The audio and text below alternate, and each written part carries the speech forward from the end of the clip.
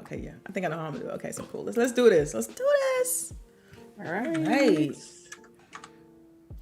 All right. Good morning, everyone. Welcome to the episode of Grown Women Gaming. This is episode 194, and today we got a special guest, as you can see, Taylor Lyles. If I'm saying that correct. So first, we're gonna go through some game history. But before we do that, let's go ahead and get off with intros, and we're gonna start with you. How you been, and what have you been playing? Yes, so I am doing well. I actually just started playing God of War on PC because that came out pretty recently. Really good port, probably one of the best PC ports I've ever played. Definitely go play it if you can. Yeah, it's really good. I've been reading a lot of the coverage that people have been doing since like the embargoes went up and stuff. I saw one I think on PC Gamer yesterday where they were like, "Oh man, this port is so good, you don't even need a GPU to run it." And I think they were using a AMD APU or something, but I was like, oh wow. I was like, you see, this is how you know this is a good port. So, so if you got a decent gaming PC or gaming laptop, and when you say decent, are you talking like you need a 3080 or you? No. Well, okay, for context, I have a 3080 Ti and I got an i9 11th gen. So, stop bragging. Stop bragging. Stop bragging. She's sitting pretty. She's sitting pretty right now. Real pretty. I mean, like even if you look at the specs, like to me, I felt they're pretty tamed. Like, you know, if you have some okay hardware, it should be able to run just fine. But like, obviously, if you want to, you know, run this to like not run it to death, but you get what I mean when I'm using the language like that. So, you know, if you have decent hardware, it'll run just fine. And, you know, and plus also too, like if you have even a RTX 20 card, you can use things like DLSS and get an extra FPS boost and stuff like that and things. But of course you need certain hardware to achieve some of those things. But yet also it has AMD's Fidelity FX Super Resolution, which is open source. So, you know, it works on NVIDIA and it works on AMD cards. Yes, that includes the GTX 10 series. So it's not as good as DLSS. It's getting there, but you know, I mean, it's less than a year old, so people can't expect it to be like kind of up to par with DLSS in my opinion. But yeah, I mean, that's what I've been playing recently. I also want to get back and play Deathloop. I've kind of made it like a mission to try to get the platinum. That's my game of the year for last year, so it's really good. Oh wow, yeah. I haven't heard that from a lot of people. Deathloop. Oh, I was thinking Deathloop is their favorite. Yeah. Oh yeah. I know GameSpot made it their game of the year, and I lobbied so hard to try to make it IGN's game of the year, but it was a nominee, but you know, it was. Gotcha. So anything else you outside of God of War you've been playing? No, that's mostly just been it. I've just been, you know, New Year, just kind of like second week back at work, just kind of like getting the groove of things. So I've just been kind of focused on that, and like also just like relaxing, reading a lot more as well. That's something I wanted to do more this year. So gotcha. Okay, so for me, since I'm kind of second on this list here, I've been playing mostly just like Halo. Actually, I played a little bit of Persona 5 because like we got another PlayStation 5 in the house, so I've been trying to get that all set up and whatnot. And now I'm looking. I was trying. I see.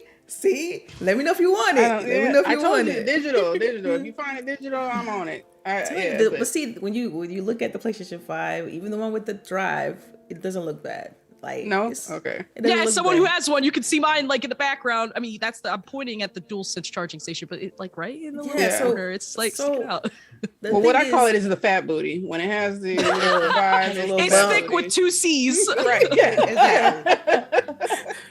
Right. So this long story short, we have one already, and so my husband kind of got into it a little bit, and we realized we don't like to share, so we got another one. I am not even shocked at that. Right. Because like if I'm ready to play and I come in and you playing, now we we have some problems. So you know, I got contacted the plug. You know, he hooked me up. He's like, yeah, I got you. You know, send me the funds. And I told Boogie, I was like, I got another PS5 coming. We don't necessarily have to keep this one, but if you want it, let me know. She's like, no, I want the digital one. So I hooked it up. It's in the you know, the nice TV system. It's in its spot. But let me know if you change your mind. You can keep it. I'm still looking. My biggest thing is because if I don't know if they're gonna do direct to PC, I feel like there's a lot of hype going around right now. and a lot of people were chatting like, "Come on, Sony, like stop messing with us. Let's go ahead and just do direct to PC." Yeah. So if that happens, then I'm fine. I don't need one. Yeah. But I do want to play.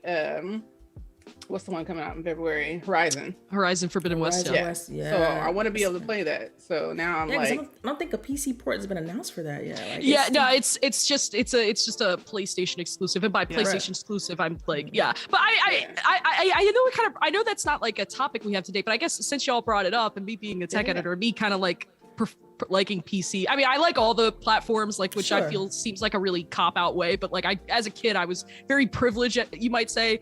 I grew up like having Nintendo and Xbox and like PlayStation. I grew up having like all those consoles like during each generation. So I was like, I never really had a bias for one. But I guess if people want to put a label on it or whatever, I guess you could say PlayStation would probably be my preference, because that my first like console that was like my own, not that I had to share, that the first one actually to share with my like a console was actually an N64 with my twin brother. But the first console I had that was like mine, like my own, it was a PlayStation 2, and it's like it's my favorite console of all time. But yeah, I mean, but circling back to that point, like, I think, they just acquired Nix's software, which is like a studio that specializes in PC porting. Mm-hmm. And, I think about it, I'm just like, I feel like if they wanted to just be like, hey, our PlayStation exclusives are also going to come to PC, like day one, I feel like they could still do that. And that wouldn't be age. I don't know. To me, I don't think that would be a big problem. I think the demographic is segmented enough for it to be, welcomed by console players and PC players. I think people that's loud on Twitter about these things are not I feel like the majority. Most of the people who are playing PlayStation, who have PlayStation consoles, that PlayStation is the preferred console, they don't have anything else. Like that is their preferred console. So I don't think that you would steal sales, from the console market, by putting it on PC. You're just opening it, making it more available. Yeah, exactly. Yeah. Oh no, go ahead. No, and I was going to say that, like, if you look at Xbox as an example, it's kind of the same thing, right? Like, if you're going to play on PC, most people play on PC. If you're going to play on Xbox, play Xbox. Right. You hardly ever see an overlap. Like, we're in the minority here. Like, we play on everything, right? So it's like too much. I mean, and I think about it too, and it's also like, I think about how, like, if Sony's just like, we'll start putting PC versions, like, even if it's like within 6 months after a PlayStation version comes out, or if they hopefully down the road say, we'll have PC and like PlayStation 5, PlayStation 4, like coming out like all same day. I don't see an issue with that, because I was like, if that's opening up the door for more people to play it, more people to buy it, wouldn't that be a good thing? Because especially if like you love an IP. That's what I'm saying. Like, especially if you love that IP and they're like, okay, we'll put it on PC, but but it's going to be a PlayStation console exclusive. I don't see the problem with that. Right. Like, you're giving access to more people. And if like, you still want to be that one up of like, like PlayStation's better than Xbox, you can still have that argument. I mean, cause like, cause like when people make that argument and they're PlayStation fans, I'm like, that just seems extremely flawed, because Microsoft, like, well, first off, it's Microsoft. So like, they kind of have that control over the PC market because Windows PC, like operating system and things like that. And then they have Xbox. So it's like, people who like their Xbox exclusives, like if they have a PC, maybe they'll play that on PC. And if they don't, like, there's no harm done. Like if they have an Xbox console, they are going to play it on Xbox. So it's like, it's not like one of these things of like, oh, well, it's more opportunity. Yeah. But it's like, if you love playing on the hardware ecosystem of like a certain console brand, then them porting it on PC really shouldn't be. It shouldn't bother you. It really shouldn't bother you. You can still play your game. It's like, and really, if you had like even the most minute understanding of business, you would know that there's no harm there. You know what I mean? Like that doesn't mean that you're not gonna have the game you want on the console you want. Like it doesn't. Like it means nothing. And if anything, especially with like some of the games that they have that they want to be able to have like multiplayer.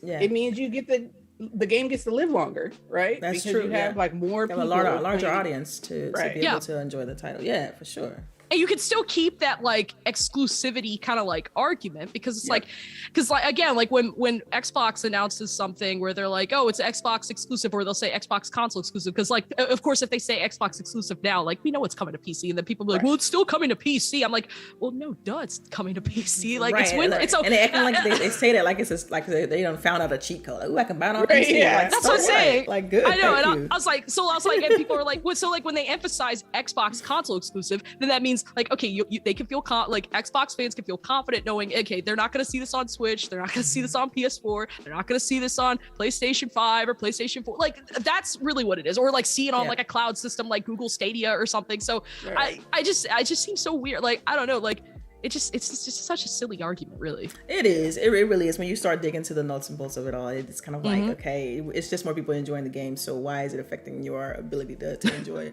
it? So before we jump into the topics, though, let's go ahead and finish the intros. CHAREECE, so what have you been playing? What you been up to? Hello, everybody. Oh, that's right. That's right. She's a little under the weather too. So fair warning. Yes. So I haven't really been gaming because I've been highly medicated. Let's go with that. So I've been just online catching up on my reading some.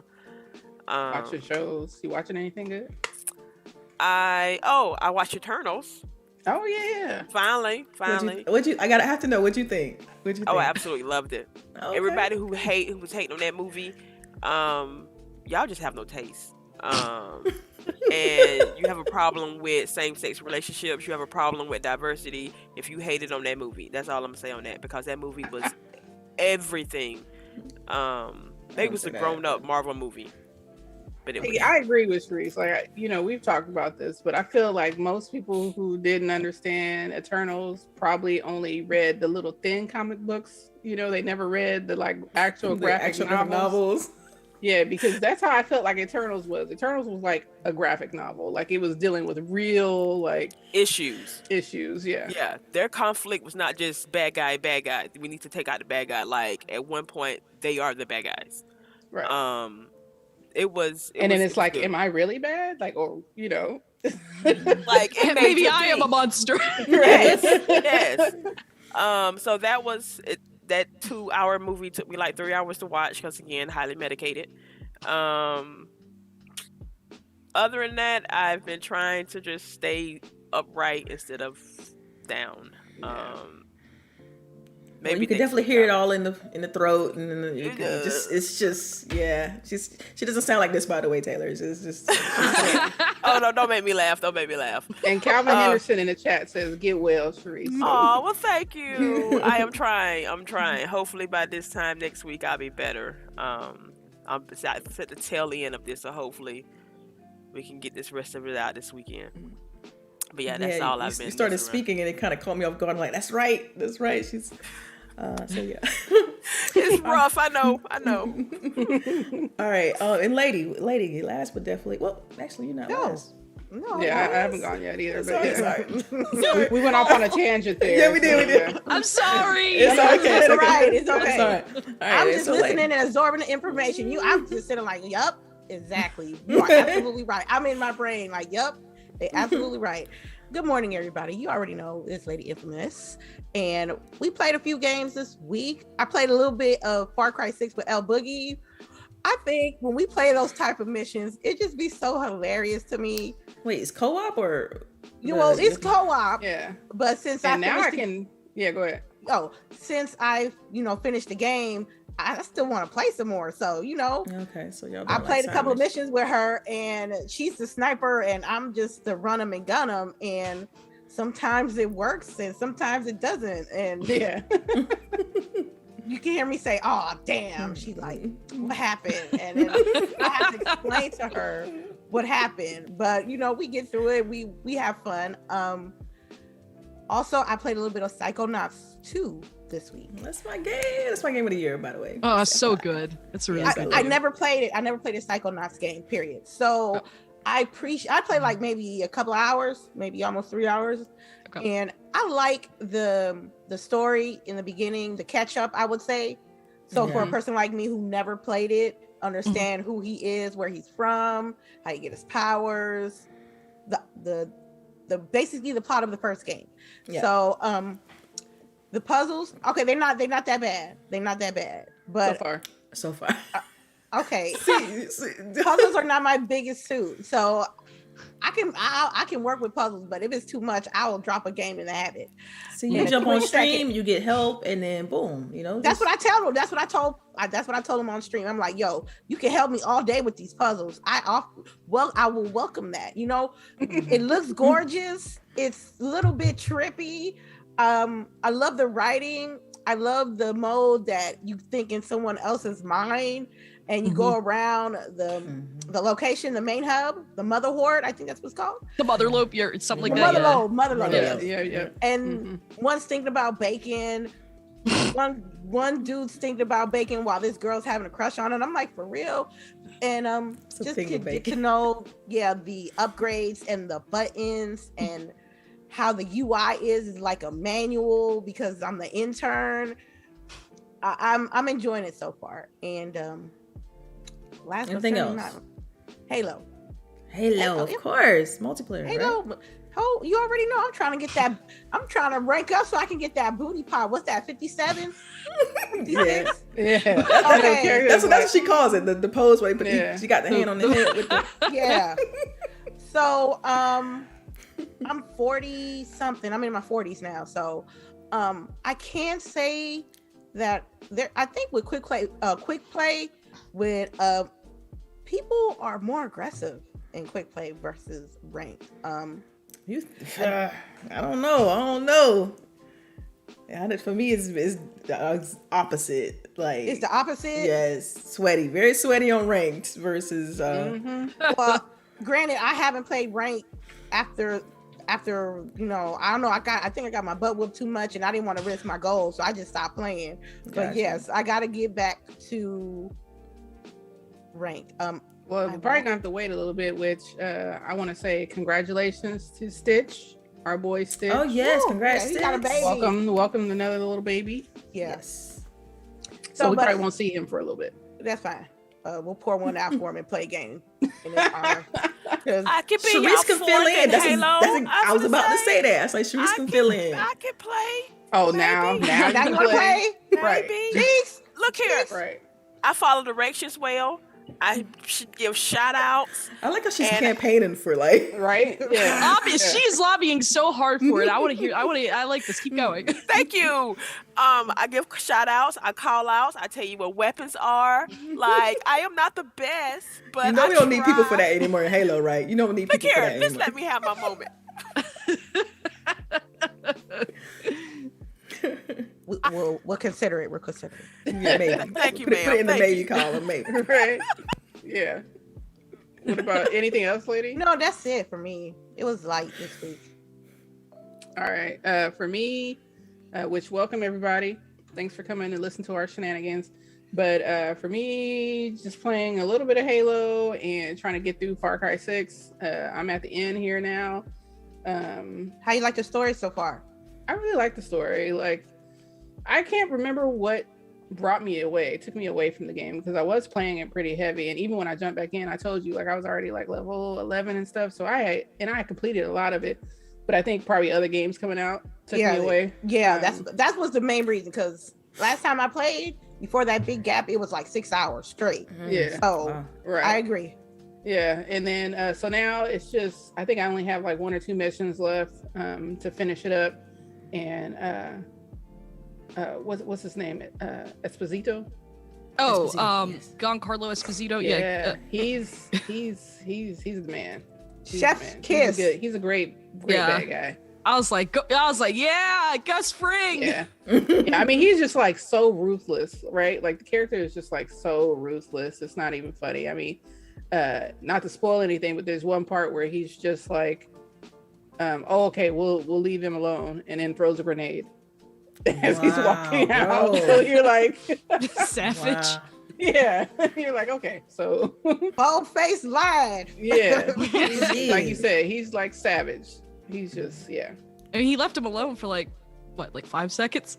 Yeah, right. So he didn't lie. Right, technically. right. They were walking out the door. So Are you I'm just saying he didn't technically lie. Yeah, right. But yeah, so I'm enjoying that. Hopefully we'll finish that up this weekend, and then I'll have to figure out something else to play. Maybe I'll go finish Cyberpunk because I left that game alone. Yeah, I'm And trying to it get back. sounds like I'm not getting my my current gen update. Yeah, you have to wait a little while for that. Well, yeah, I might have this come. thing with like how they keep calling it next gen still, and I'm just like, it's been out for over a year. Yeah, it's current gen at this point, for sure. Yeah. Yeah. But yeah, that's it for me. We can get into the other stuff. Okay. Cool. All right. So question time for Taylor. We like to do this when guests come in. We like to ask a series of questions. Like I said, it's nothing, out of the normal industry based stuff or game related questions. So when did you know that you want to work in the gaming industry, journalism, all of that? When did you know that? Like, is it something that's, you can explain, like, when would you figure out that that's something that you want to do? Yeah, I mean, so I started kind of writing when I was in high school, and it was just more like a way for just me to get better at my writing. And then it was, I think 2019, I was coming back from covering an esports event, and I was on the plane ride home, and I just thought to myself, I was just like, I wonder if I could do this full time. Okay, wait. Back up. Because you said you was going to attend the sports event. So what led you to the sports event? So you guys trying to go. I was covering it for a website that and it was it was an assignment. But I meant if we're asking in the context of do it kind of not seriously but more do it as a career thing and not just as it, because initially when I was just doing it, I was like, I just wanted an excuse to just get free games and review games. Right. Just want free swag. So, I got you. so then it was 2019, I started freelancing, and I was freelancing for Business Insider and Digital Trends, and I got really lucky January 2020, before old world before we went to what it is now. Yeah, a pre-pandemic world. And I got lucky and I got hired full-time to work at The Verge. I was there for a little over a year. I got an offer at IGN to be the associate tech editor. This is me, and here I am now. So but yeah, I mean, it was just more just it's kind of was a very glacial, kind of just growing slowly about what I wanted to do. Because initially I was I thought of it initially as just a way, because if you were to ask me I don't know 10 years ago what did I want to be, I would have said I want to be a lawyer. So and I studied for the LSAT. I actually took the LSAT in 2018. Yeah, so it was the more I started doing it, and the more I just kind of realized I was like, I think I could do this full time. I just have to figure out how to navigate it. And also too, I think another reason why it took me so long to kind of figure out if I could do it full time was because I just realized there just wasn't a lot of people that looked like me in the industry, and there still isn't a lot of people that look like me in this industry. Right. So, but that's a platform I've kind of tried to make myself out to be since I, quote unquote, as some people say, made it big, and by getting a full-time job, and so that's one thing that I've been kind of that's been kind of a not an agenda, but something I've been trying to push, a cause I care about, and I'm very vocal about it on my Twitter account, for example, and where every time I see a writing opportunity, for example, I always call out the Writers of Color Twitter account, be like, yo, flat signal boost this, because let's get some writers of color some gig work. So right. And there's other things I'm doing, specifically more so behind the scenes at IGN, and stuff like that. So it is something I care about. It's not just something I talk about. It's something that I try to practice what I preach in that sense. It's just so much work that has to be done, and I wish I could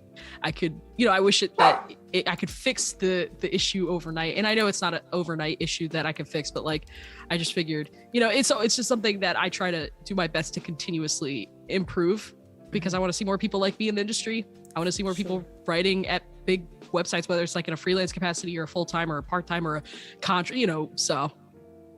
Oh yeah, well, since you brought it up, what do you think companies can do to kind of spearhead that effort, more so than just of course, hiring people that look like us? What else do you think can be done to retain diversity in this industry? I don't know. I feel like the if we're speaking overall in the industry, not just specifically media. Just in general, not so much media. I mean, because it's media has varying degrees. First of all, I mean, whether it's the writing part of it, or doing the videography, everything. To me, I look at it in all facets. I don't look at it just I need to be front facing, you know, behind the camera, or just writing. Like, I feel like every parts of it, because that's, you know, I feel like we need opportunities to be in other places too, as far as like being in the room when things are being done, or just being able to voice opinion on why does his hair look bad in this game, you know, things like that. So that's what I mean. It's like, what else can be done? I mean, we've had several conversations about this over years now, about what we can do to kind of improve, you know, visibility in the space. And it's like, you know, at some point you have to look at individual effort, and also what it goes, you know, how it plays as far as like culture. Because I look at my own family and I notice like I'm the only one really in my family that's really into the games industry like that. My brother doesn't really play. My sisters don't play like that. And then if it makes you feel better, I'm kind of like that too. I mean, my cousin like is like a Twitch affiliate or something, but like, you know, in terms of like working like in this industry and like being involved in the industry and keeping tabs and on everything that's going on with it, that's I'm very much that kind of person like you are. No, I didn't mean to so sorry. I guess I ask this question because I try to look for things more tangible, because it's something that I ask myself constantly. It's like, is it me just referring people to the jobs that's available on the websites, or is it, you know, like what am I individually doing in order to improve the space? And so that's why I asked the question a little bit broadly. It's like, you can only look at what we do individually, but it's still, to me, it needs to be a culture shift in order for everybody to kind of get on board. It's to being comfortable with having people that look different than them in these spaces, because it's being 3% or in some places 1% is still not, I mean, you know, if you look at the population of the United States, you know, we're only 13% of the population. So I would imagine you at least want to have 13% in whatever company that you're at. And so it's like, what are we doing? Like, you know, it's bigger than just joining the D&I effort at work. It's bigger than just, so it's like, who are you inviting into your space? Like, who, you know, that's why it was kind of great for you when you said, you know, you try to signal out, like, go read this person or go look at this person's article, so and so. And I think more things like that need to be done in order to improve the space. And anybody can chime in here. Don't feel like it's just a question for Taylor. I mean, it's a question for all of us. It's because I feel like it's time for us to really look deeper into what we're doing individually in order to improve the space. So yeah, no, I agree. You know, I think one easy, not even easy, but one kind of like solution that anyone could really do is, you know, signal boosting it. And like, I know a lot of people think it's all about how much followers or clout or whatever you have. It's like, no, you know, sometimes it really doesn't matter. I mean, like, you know, I just think that if you think something's good, I think you should just share it and just, you know, and have faith that someone's gonna see you signal boosting someone. And, you know, I don't know. I don't really like, I know a lot of people think that it should care a lot about like the metrics and like things like that. I don't really care. I care none about that. And like when I got verified, I didn't even like, I mean, it was cool, but like also I was like, oh, you know, it's just a little blue check mark. It's not that big of a deal. A lot of people think it's a big deal. Like when all my like friends in real life, they saw it, they were like, oh wow, Taylor's famous now. I was like, okay, let's stop there. Let's stop right there. Internet famous. All right, let's bring it back. So I mean, I think we all can, you know, if we see something, it's like see something, say something, but like in a good way. Like it's like if you like something, share it, you know. I think if we're speaking specifically with companies, I think it's just more so just like, you know, I don't know. I've never worked in HR, so I just feel that, you know, it's all about like referrals. It's all about, I think also some people might care too much about like the companies that you might work at or something. I don't know. Like I feel like I just think that like, you know, because there's plenty of like talented writers that I know, and like some of them don't have bylines at these big websites, but that doesn't mean that, for example, they're any less than someone who has a byline at a big outlet and things like that. I think, you know, it's about if they have the opportunity for the phone screen and you talk to them, and you know, it's a lot of things. I think it's more just like giving that fair shake. And I know there's like different parameters, and I can't speak to it because like I'm not a hiring manager. I've never worked in HR, but I think I think it's a much bigger thing that might be out of my own scope. But I think if we're speaking on what I can see, I think that there's definitely an importance that we need to signal boost the people and the creators we like, and give them the love and the credit when the credit is due. Sure. And it doesn't have to just be for, you know, underrepresented groups. I mean, of course, like we're not going to downplay the fact that there's marginalized people, especially in America, but at the same time too, it's like if you like someone's work, share it. That's right. Anybody. Yeah. And regardless. Yeah. I think you touched on one thing too, as far as like HR and the way that we, or like really most of these companies put out like how they're, you know, what they're looking for. I think a lot of times it's unrealistic in what they're asking for. So you may have a bunch of listings for what they call entry level, but then they're asking for 5, 7, 10 years experience. I think I've seen, you know, on some of these. And I know I've talked to the ladies about this before, but I think that as a melanated people, we don't tend to apply for jobs when we see that. We won't even apply, right? Because we see that it says that they're looking for 7 years experience. So I'm not applying because I don't have that. And other people will apply, right? They'll go ahead and apply even when they have like 30% of the qualifications and let them tell them no, right? Mm-hmm. So I think that some of that has to change, you know, as far as what you're actually looking for in HR space. Like, try to write these in a way that, you know, you're promoting people to apply, not you're trying to tell people don't apply, right? Because I feel like when you see that, you're automatically telling people don't apply. Yeah, or they go with the buzzword. Like when you said the whole years of experience thing, it kind of, you know, a light bulb went off in my head. Because I remember years ago when I was applying for, 3 years ago, roughly, when I was applying for like the designer jobs and whatnot, and they was asking for like 10 years experience for Adobe XD. I'm like, it's only been out for like 3 years. Like how? Right. I'm gonna have wait, really? Yeah, it's like how am I have, because you know a lot of people who write these job descriptions, they get the information and they try to make it sound appealing to people or try to bring in the best candidates. So sometimes they put, you know, they just fluff up numbers as far as the years of experience, so on and so forth. And it's like these people sometimes don't know that Adobe XD only came out a short amount of time. Don't know Figma came out only a few years ago. And because all these popular companies these days are super young, like they're not 20 years old. And I mean, would you say that HR should work closely with the hiring manager, or I guess the direct supervisor for that role to try to be a little, not direct, but I guess be more, just be clear, have that be on the same page of like, hey, what we're looking for. Have that transparency, which is important. The communication pipeline needs to be improved in order for these descriptions to be better written, because it's like as if people are writing them that don't know anything about the industry. They just know buzzwords like, we want a developer that knows C#, C++, and PHP and Python. It's like, well, 9 times out of 10, this person's not going to be, you know, using all 4 development languages. In order to, you know, it's like, come on.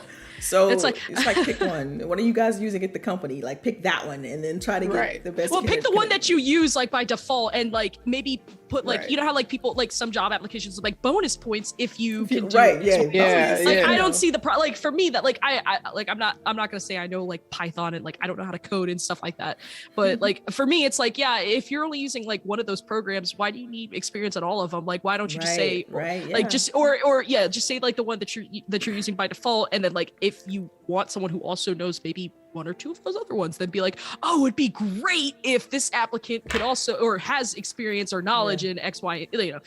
So that I don't know. But Okay, so for journalism specifically, then what would you say to people that's looking to get into that industry?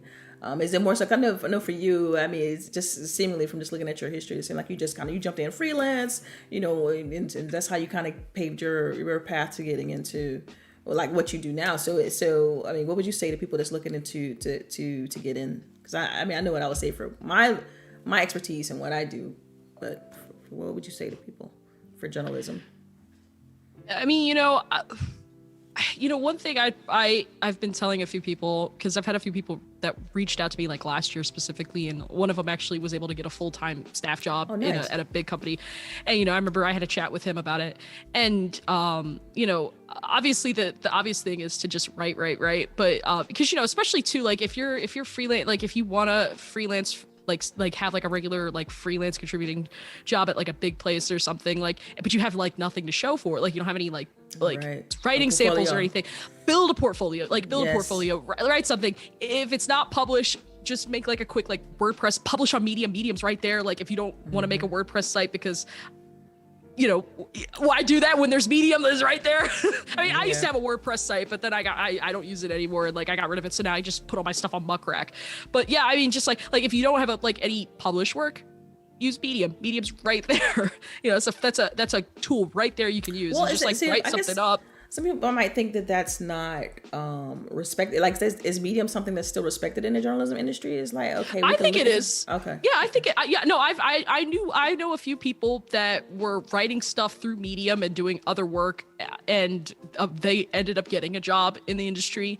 And they had their portfolio because they were using Medium to write those few pieces they did. So, you know, I know, like, you know, it's like not ideal. Like, of course, everybody wants to have the big byline at like you know, and, you know, everyone wants the big byline at like GameSpot or IGN or Kotaku or the New York Times. Like everyone wants that, but like it's like you don't just get that overnight. Like you have to earn your stripes, as my mom always said, or pay your dues, as my mom always says. And you know, it's right. That's what you have to do. Right. And then another thing I would say too that I feel like a lot of people don't think about or just don't talk about is networking. Like a lot of the connections I made. Man, I hate that phrase though. I hate that phrase. I know people hate that phrase, but let me tell you, let me say this.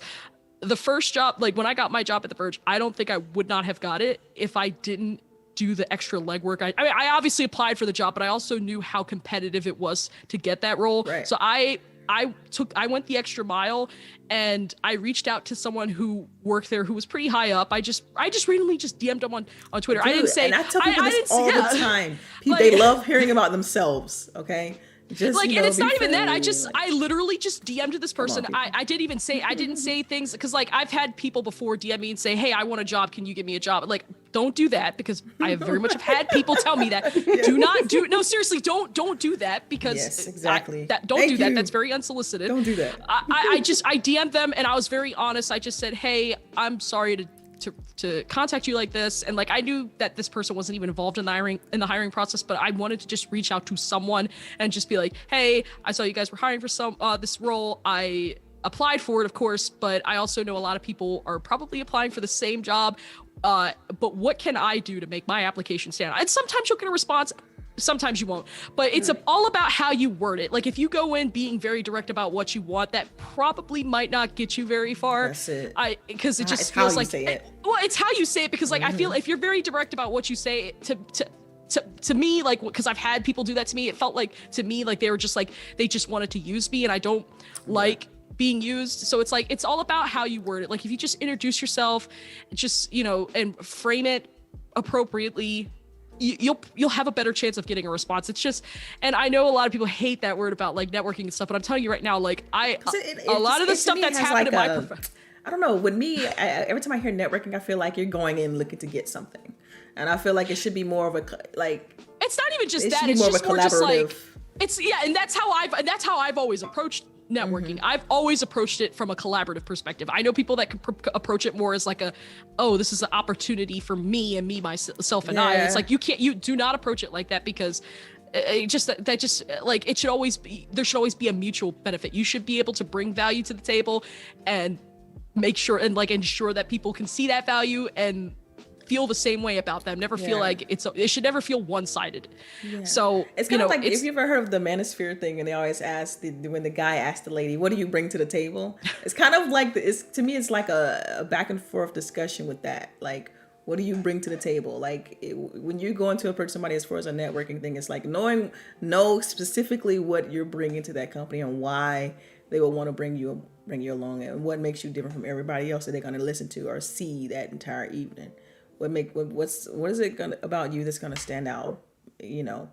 Yeah. You have to, it's like you really have to do, especially if the job is something special and it's something that's very difficult to get into. You can imagine that thousands upon thousands of people are trying to get that same exact position. So you have to be strategic. I think you mentioned that earlier. You have to be strategic. Yeah, just introduce yourself. If you can figure out someone who's involved in the hiring process, or can get a good sense of like who might be involved in hiring at that place, reach out to them, just send them like a hello message on LinkedIn and see if you could set up an exemplary call or something. Like set up a call of just be like, hey, I just want to talk a little bit about this role. That is a really golden opportunity to just do your little elevator pitch and just explain to them like, this is a little bit about me.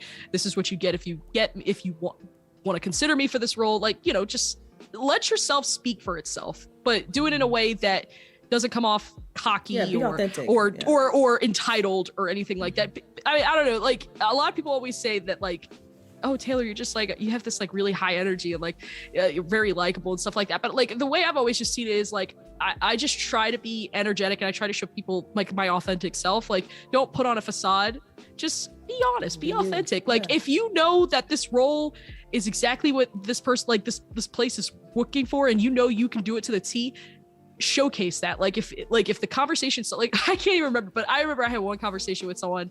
It was like when I was getting hired for the first role at the Virgin, like they had asked me something and I had explained like kind of like exactly, I was very detailed about, like I could tell, like they could hear over the phone how knowledgeable I was about the topic we were talking about. So it's like when those opportunities come, you need to be on full force. Like you need to tell, like show them, let them know, like, hey, you know, if you're, you know, it sounds intimidating, yeah, but it's like if you know you're just like, I wouldn't say like quote unquote expert, but you get what I'm saying. Like if you're very knowledgeable about something like that and you know that's what the job is asking for, show them. Right. If you really want it, you're gonna put forth that extra effort too. Yeah, you're gonna put your best foot forward. Right, exactly. So ladies, is there anything else you all want to add to this before I pivot? Because I mean, I feel like it's a strong topic because people, you know, I get this question because I work for Microsoft, so I get this question a lot too. It's like, can you refer me for this, or what about this? And it's like they come to you with no portfolio. You know, I think from my standpoint, my personal standpoint, it could be a little bit intimidating. Because you may have the passion, but you ain't no way you can't like try to achieve the career that you want, especially in this industry, if you don't have any type of education to back your passion up. So in my stance, it's like, okay, so do I do this or do I do this? Is this the cheaper way? Is it this less credited than the other thing? I'm thinking about that way before I'm actually putting my best foot forward, approaching. And that's right. That's the proper order that you need to go in. Because I don't want to be first, especially someone that looks like me. I want to make sure that at least I have like a fighting chance to acquire one of these positions that I have passions for. But I think education is important, and if it could be free education, it could be, you know, a college, it could be an online school. I think that initial step of knowing what you want and applying and finding the education to match with what you really want to do is the initial first step. Because this ain't something that you want to do. Oh, I just want to do it for a few years and that's it. You know, I think we talked about that though, because you're talking about education, but not everybody gets to these positions with education. Say that. So it's like, I feel like for us, it's like, oh, you need a degree, but then for other people, they're able to get in and, like, you know, based off who they know. Is it fair? Yeah. Is it fair? No, it is not fair. I'm agreeing with that. It is not fair. I know certain people have certain things that make them, you know, get things easier versus ladies like us.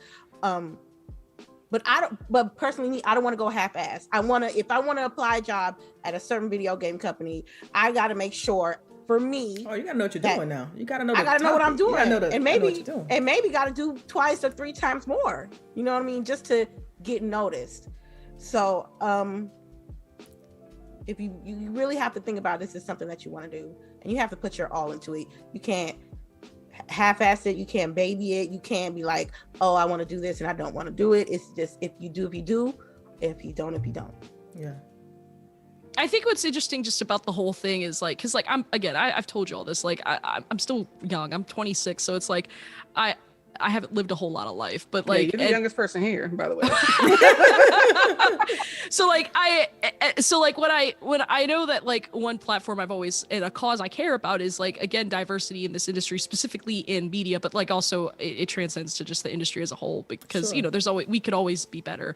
And I know that there's just a lot of different things that I haven't like, that's I would say gone over my head, because it's like I just don't know about it, because it's like there's so many other things that I am focusing on in terms of like diversifying newsrooms in this industry, and it's just so interesting, and it's so wild how many different parameters and just like things to consider and circumstance. It's so wild. So I guess if I had to say one thing is like, I think if I had to give one piece of advice to someone outside of the fact that like obviously you should just write, because it's like if you want to apply for a role and you have no writing portfolio to show for it, like I mean obviously you're not going to get the job. It's like, because like, you know, it's like, does an education does an education or a certification help? Yeah, absolutely. But it's like, if you have a really good piece and it was really well received online and people are saying it's really good and stuff like that, and like you're pitching people and you're like, hey, I know I don't have any bylines at any big sites, but I want you to check out these pieces that I can confidently say are the best pieces of work I've ever written in my life.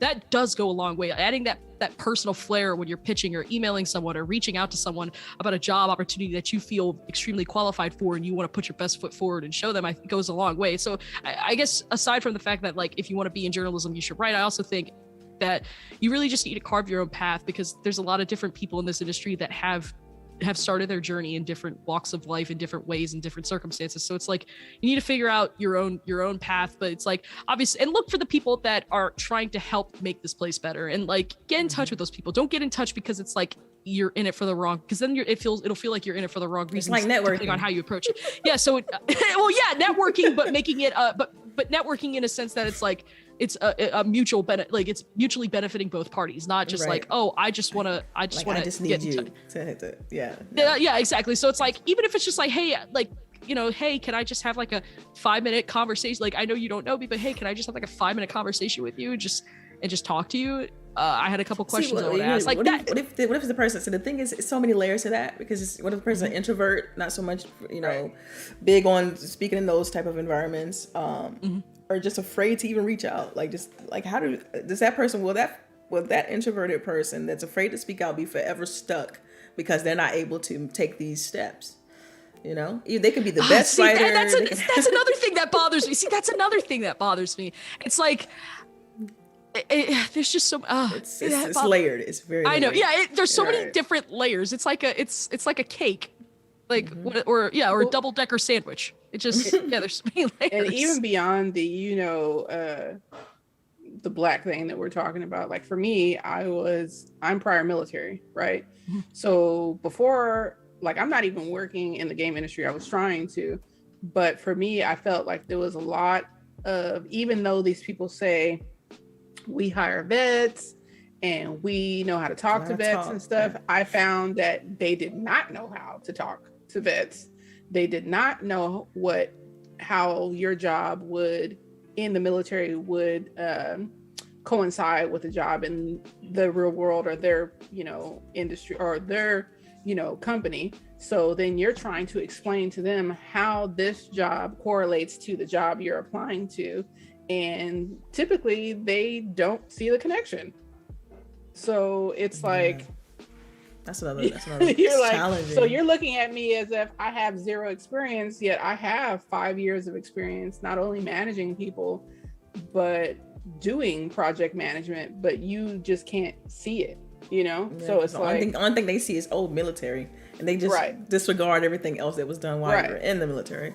Yeah. See, and that's the thing, is like, that's when you see that, to me, I don't know. Again, I don't work in HR, so I cannot speak from that HR's perspective. But I guess when I hear that, I think, well, now I want to have a call with this person. I want to phone screen them. I want to add, like, I want to give them that opportunity to be like, it's so weird. And like, I know not, I guess I've been lucky in the fact that there's been, because of certain like previous professional backgrounds I've had and like what I've learned and things like that, I've been able to have that opportunity to explain to people. One thing, Taylor, like, if I were you, like, you put yourself in those positions. So like, luck is really lucky to, I had to my mentor tell me to stop saying I was lucky, or stop telling me this to say I was like, because I actually put the work in. You can't, sometimes when you say you're lucky, is it comes off as if like you didn't put the work in. When you know you put the work in, you know you wrote those articles, you know you approached so and so, you know you had those conversations. So it's the work. You know, you got to put in the work. Don't discredit that by saying, "Oh, I was lucky." I mean, I don't want to feel like I'm beating up. No, no, I know.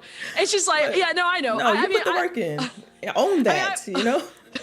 Well, I mean, I also want to say, like, I pray 3 times a day. And like, when I started trying to get into this space full time, that's when I kind of went back to God, and I started, and like, honestly, I feel like if I hadn't been praying these last couple years, I don't know if I would have gotten to where I am. So like, I feel like it's a hustle. Like, if I had to put some percentages over it, or like a little nutrition label, I would say like, oh yeah, we'll be fair, we'll say 80% the hustle, and then like 5% of a little bit of faith, and then the 5% of serendipity for me. Right. And for those who are like watching or listening, and you may not be religious, like, when she says that she's praying, like, it can also equal you putting it out there, right, into the universe, that this is what you want, and having that meditation of, this is what I want, this is where I'm working toward, type of thing. Because I think that sometimes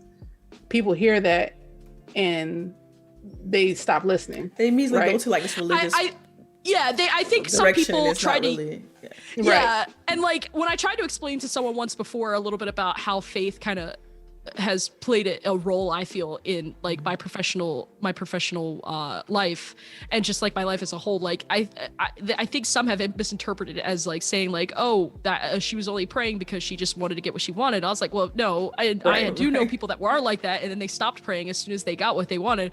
And it's like, no, it's not even really like that. It's just more like asking for that. For me, it was like getting that guidance, and also too, like, just like in my life, like outside of just like my professional life, like there was a lot of like inner demons in my life that I had to work on, and I needed that to give me that perspective and give me that kind of clarity and keep me on the right path. So it's like, I was asking more for the guidance. At one point, so it makes sense. It's like, I was asking, like, when I pray, it's like I ask more for just like the guidance and making sure I don't lose myself, because like one thing that also kind of scares me is being in this industry and letting my ego get to my head. Right. And I feel like if I get to a point where I become arrogant and become full of myself, that I feel like I'll lose myself, and I don't want to lose that dignity or that part of me that's like, I don't want to lose that integrity in me, because I feel like if that happens, I know I'm doing something wrong.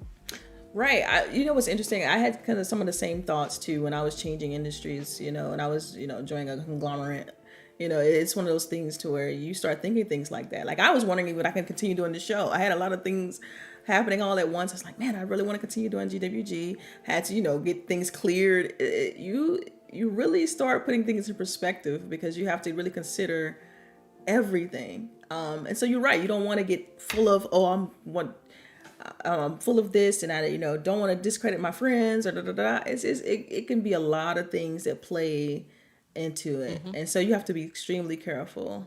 Even when you're like representing a company, all of that is a lot that go into it. So you have to be just cognizant of all of that. You don't ever want to, like, I pray about the same things. Like, I want to, I don't want to lose me. That's the end of the day. I don't want to lose me at all, and anything that I'm trying to do. Because I feel like I am the reason I got here in the first place, so you don't ever want to lose that part, so these are the same people. I'm with the same folks, I conversate with the same people that before this, all of that. It's not, to me, it's like you're not seeing me say, oh, suddenly I can't do this, or suddenly I can't do that. And a lot of people who have made the transition of going from being like fan to industry, at least that's what I call it. You see that, you see them change, you see them, change who they're around, say what they can't do, and so on and so forth. And really, and then now that I'm in it, it's different. It's like you really can see, well, this person, they saying they can't do this, but I know they can because I do this, so on and so forth. But you're right, stay who you are in this, and just hold on to that. That to me, that's extremely important, and integrity is everything. I also want to just make, like, kind of just add an addendum to what I said, like, because I am not that kind of religious person that tries to like push my religion onto someone else. I just like, I'm open about the fact that, like, yes, I pray. Yes, I'm a Christian, but like, I'm not like saying everybody should be a Christian and they'll get what they want. I'm not saying that at all. I'm not saying don't turn to religion for anything religion, like that. I'm not weaponizing it. I'm not saying, like, I'm not trying to push anyone to like convert or anything. I'm just saying, like, I'm just explaining like how I feel religion has influenced me and helped me and given me perspective. There's nothing wrong with that.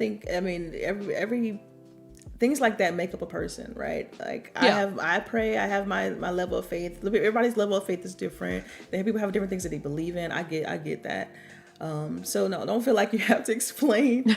I know for some people I've had some people misinterpret that, and I'm like, no, I'm not saying, oh, now you have to turn to religion to get success. I'm not saying that at all. I'm just saying like, I guess I just try to expand the dialogue of saying like, first off, that there are people in this industry that have faith and they're okay with being publicly about that, but also just saying like, have something that keeps you the big idea or the big picture I'm trying to get at here is like have something that helps kind of keep you on your tight ship, like find something, whether it's just a spiritual thing or a religious thing or just like a motivator, something that keeps you on track and that helps motivate you to see through your goal is what I want is my big picture here.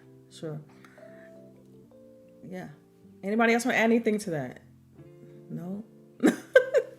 Looking at the blank faces like, all right, cool. So look, we're going to have some fun because I know it's going to be this conversation or this topic and sometimes get a bit deep. And that's why we like to ask it because everyone has a different take on it. But we're going to ask now some fun stuff. So what is your favorite meal or favorite dish to eat? Ooh. Man, I know you should. Someone, Boogie sent me the questions early, right before this, and I was like, man, I thought I was gonna know it before. I'd say, you know what? I would say Maryland blue crabs. That's probably a cop out because I am from Maryland. Crabs? Yeah, steamed Maryland blue crabs. Yeah. Wow. Just.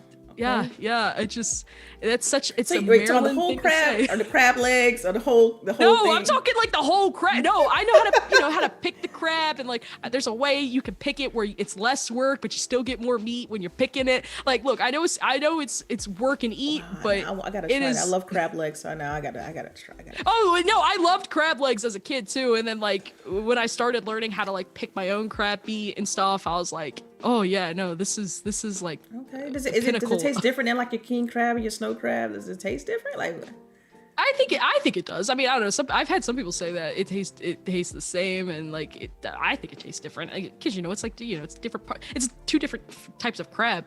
Firstly, but yeah, it's good. It's good. Then there's the crab dip, the jumbo lump crab cakes. I might do that tonight. Y'all playing around. Shoot. Okay, all right. So you said the blue. Steamed Maryland blue crab. Okay, all right. That's favorite top. If you had to. Okay. Crab season. When crab season comes, just rolling in when it's warm. Yep. I have it. I marked on my calendar when crab season starts. Got you. Okay. Cool. All right. So, let's see. What's the other question I want to ask here? What's your top 5 games and franchises of all time?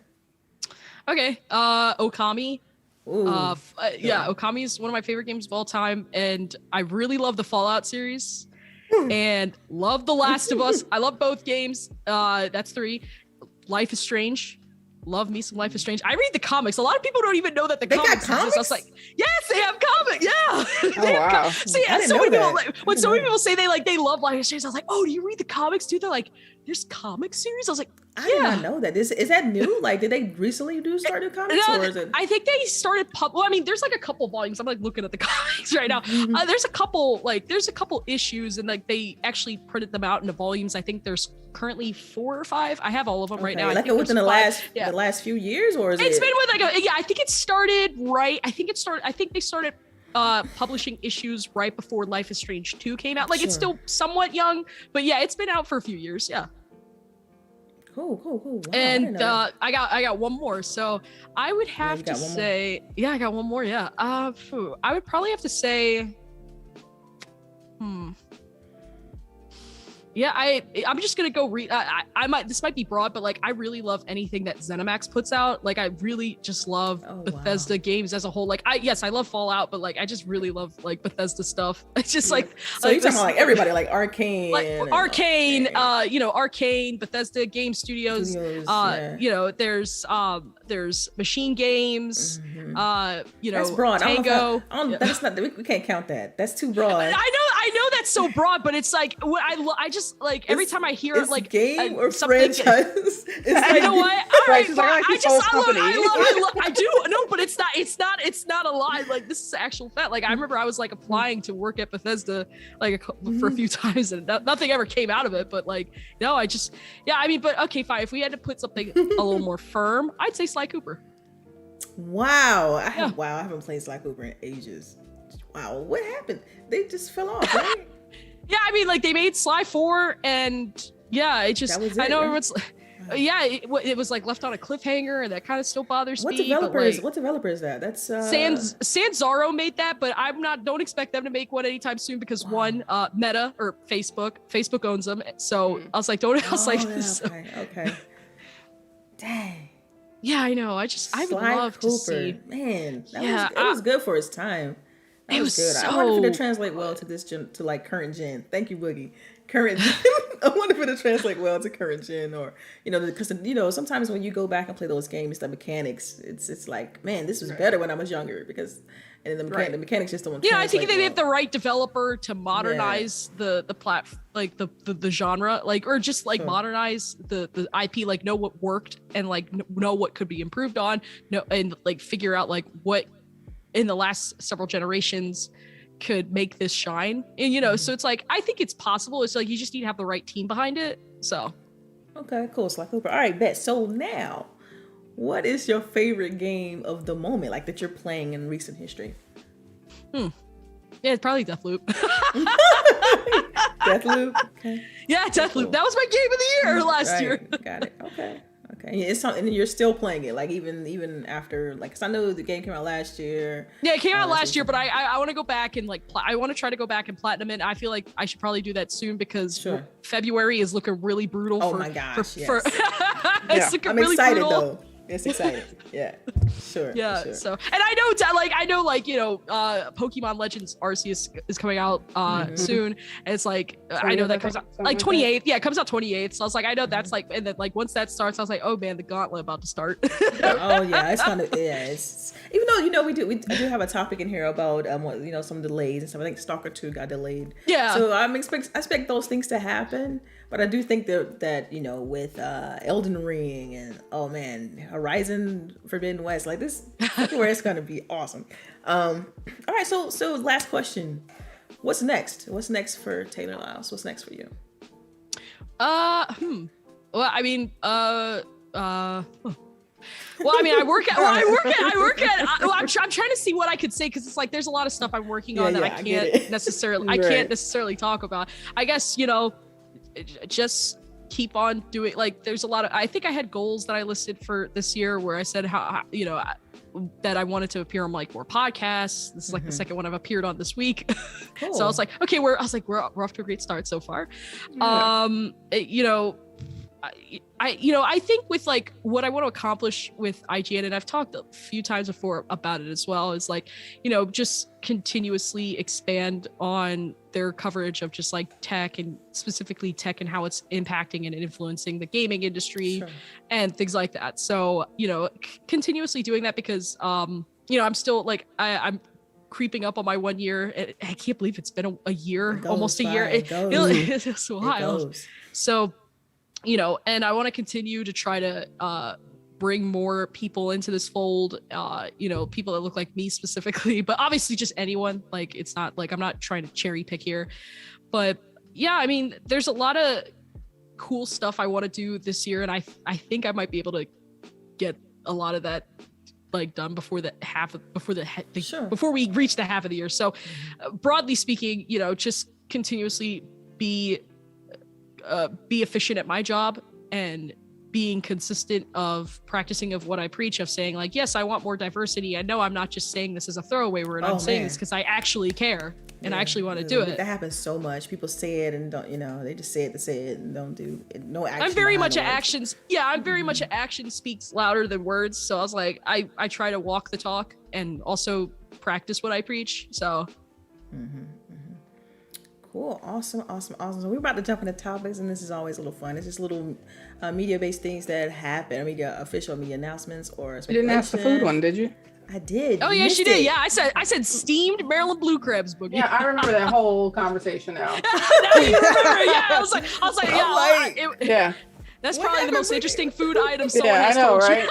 I think it was because it was just like, so out there. I was just like, no, we got to redo that one. But Yeah. I want to try it. I've never had steamed blue crab. Like, I never had blue crab. So, I mean, unless it's I already love seafood. picked apart, I'm not doing it. So Yeah, I absolutely love seafood. So that's why I'm like, I need to get on that. She's telling me that sounds. Now I'm not gonna lie. Like the first time, like I don't know. I remember one time I was dating someone and like I was eating like crabs with them, and they kind of looked at like, what the hell is this? So I was like, it's don't worry, it's dead. It's not gonna kill you.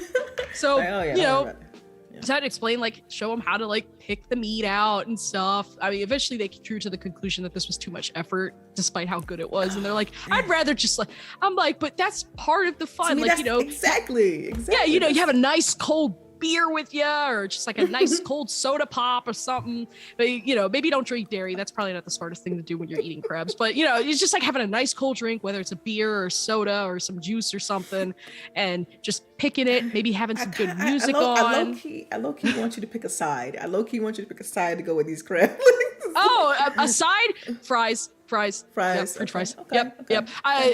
Or tater tots, which I know sounds very obscure to say, but like tater tots or tater tots is better than fries or some corn. Oh, corn. Yeah, like some corn. And I'm not talking niblets. I'm talking like a ear of corn, or that's like a popular thing. Full corn on the cob. That's like a popular thing me and my parents eat. Like we'll have a full ear of corn and we'll cook up like a baker's dozen, or we'll get like have like some. I'm thinking about corn low crunchy boils, man, with like the potatoes and the shot sausage and the corn and the crab legs. Oh, yeah. I mean, like French fries it's a good. I mean, it's a safe. Well, not safe, but it's a pretty quick one to just like whip up or whatever. But it's like no, but corn. If you want to go through that for steaming the corn and having some nice sweet yellow corn with that with some butter on it. Yep. Yeah, I got. So there we go. Corn or fries. I'm about to try this. But anyway, let's move on because like we do got some topics that kind of went out this week. So Take-Two is acquiring Zynga.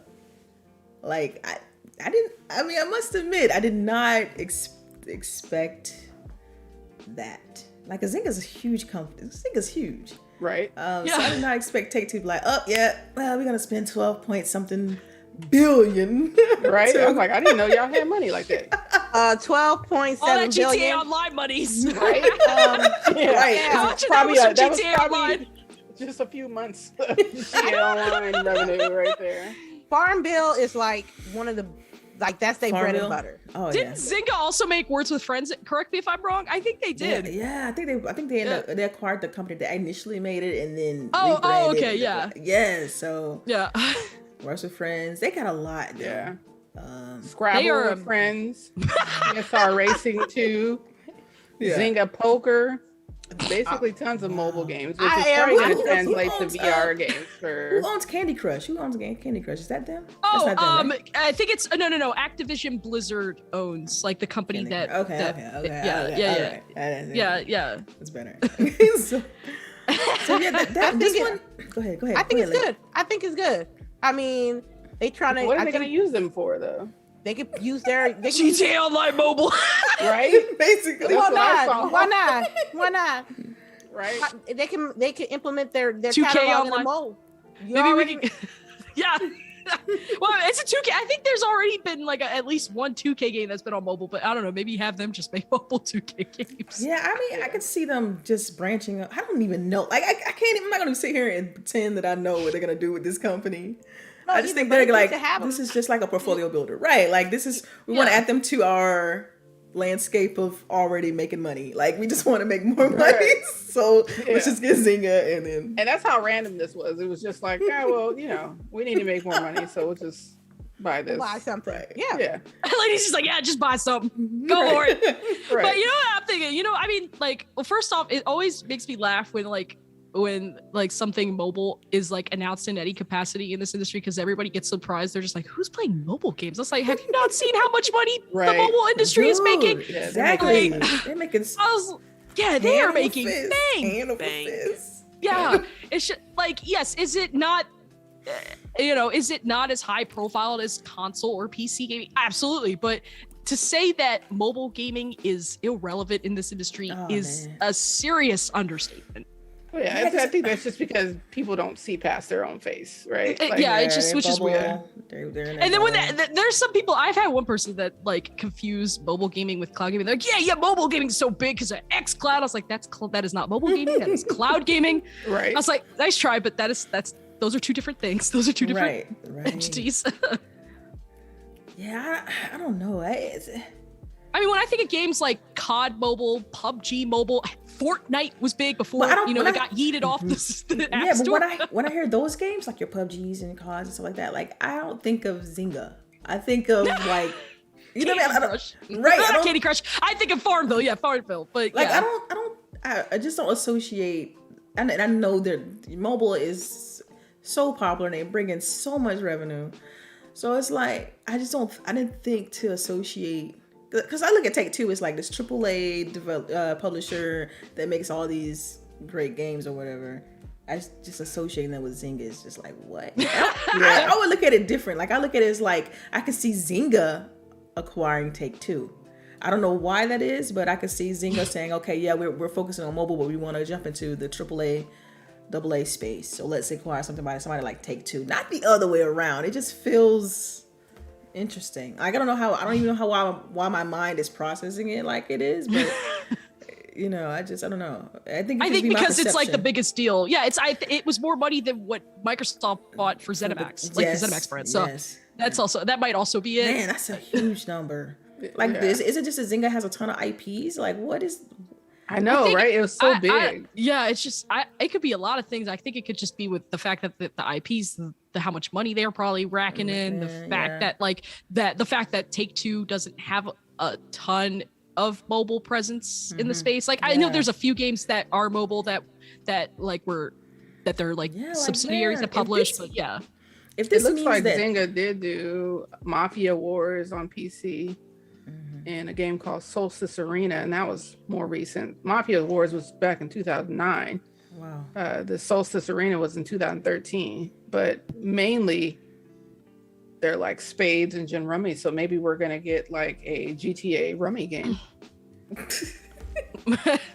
Ports Grand Theft Auto Chinatown Wars to mobile. Yeah. Yeah, I don't know. I low key miss old Take-Two though, man. Where's my midnight clubs and where's my Where's the sequel to LA Bully? Noir? Like, I know, right? Where is Bully? Right. Yeah. Oh my God, someone said thank you. Like, you know, come on. Yeah. If this means that they can be like, okay, we're gonna get Zynga and we're gonna focus back on our previous IPs, then I'm for it. It's just being as a core gamer, right? I don't really play, like, I'm that stereotypical person. I don't play mobile games. That's me. I'm saying that, okay? I like to play it on my couch. That's me. I'm saying that, right? So if this means that Take-Two can go back to some of the IPs that I love from back in the day, I'm all for it. Otherwise, I'm like, this isn't for me. This deal is this deal means you wasted money to me.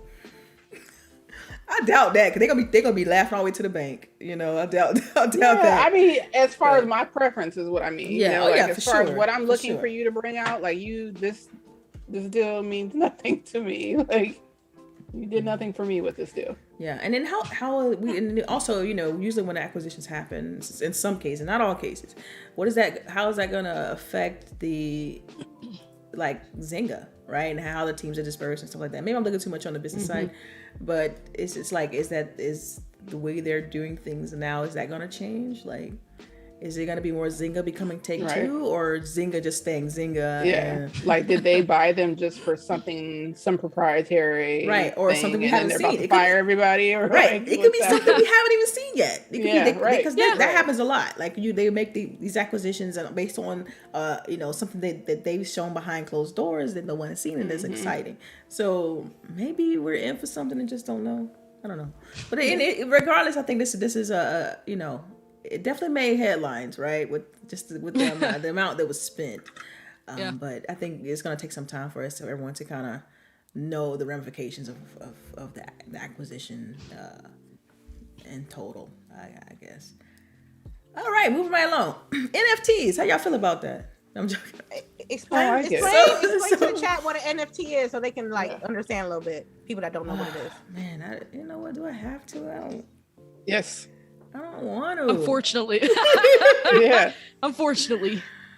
I don't feel like this. Because I feel like most people don't even know what it is. They don't understand what it is. And like the some of the things that people were saying that you're supposed to be able to do with them is just hilarious. I had to. Well, did you see the one tweet where the guy was like, "Well, you can use an NFT to have a skin from Fortnite and take it over to Halo." And shit. I'm like, that's not how it works. I saw one person the other day. They basically said what they say. They made a thread about this. And was it Mike Shinoda? Was it Mike Shinoda? Because Mike Shinoda, Linkin Park lead singer, rapper, whatever he is, had said something like that.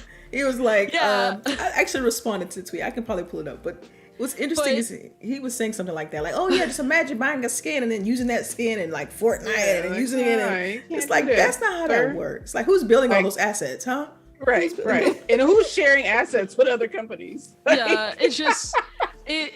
but like I saw a really bad take like a week or two ago where someone was basically saying amiibos are NFTs, and I was like, this just shows me right here that people don't know what NFTs are. Well, okay, so first off, let's explain the acronym. I think we just need to take this apart and try to explain it to someone, because it's like, I mean, I tried to explain to someone what an NFT was, and like it was my mistake for not breaking it down, because I was like, I'm gonna have to break this down, unfortunately. So what's the acronym? Let's break non-fungible. Yeah, let's break down the acronym first. So it's non-fungible tokens.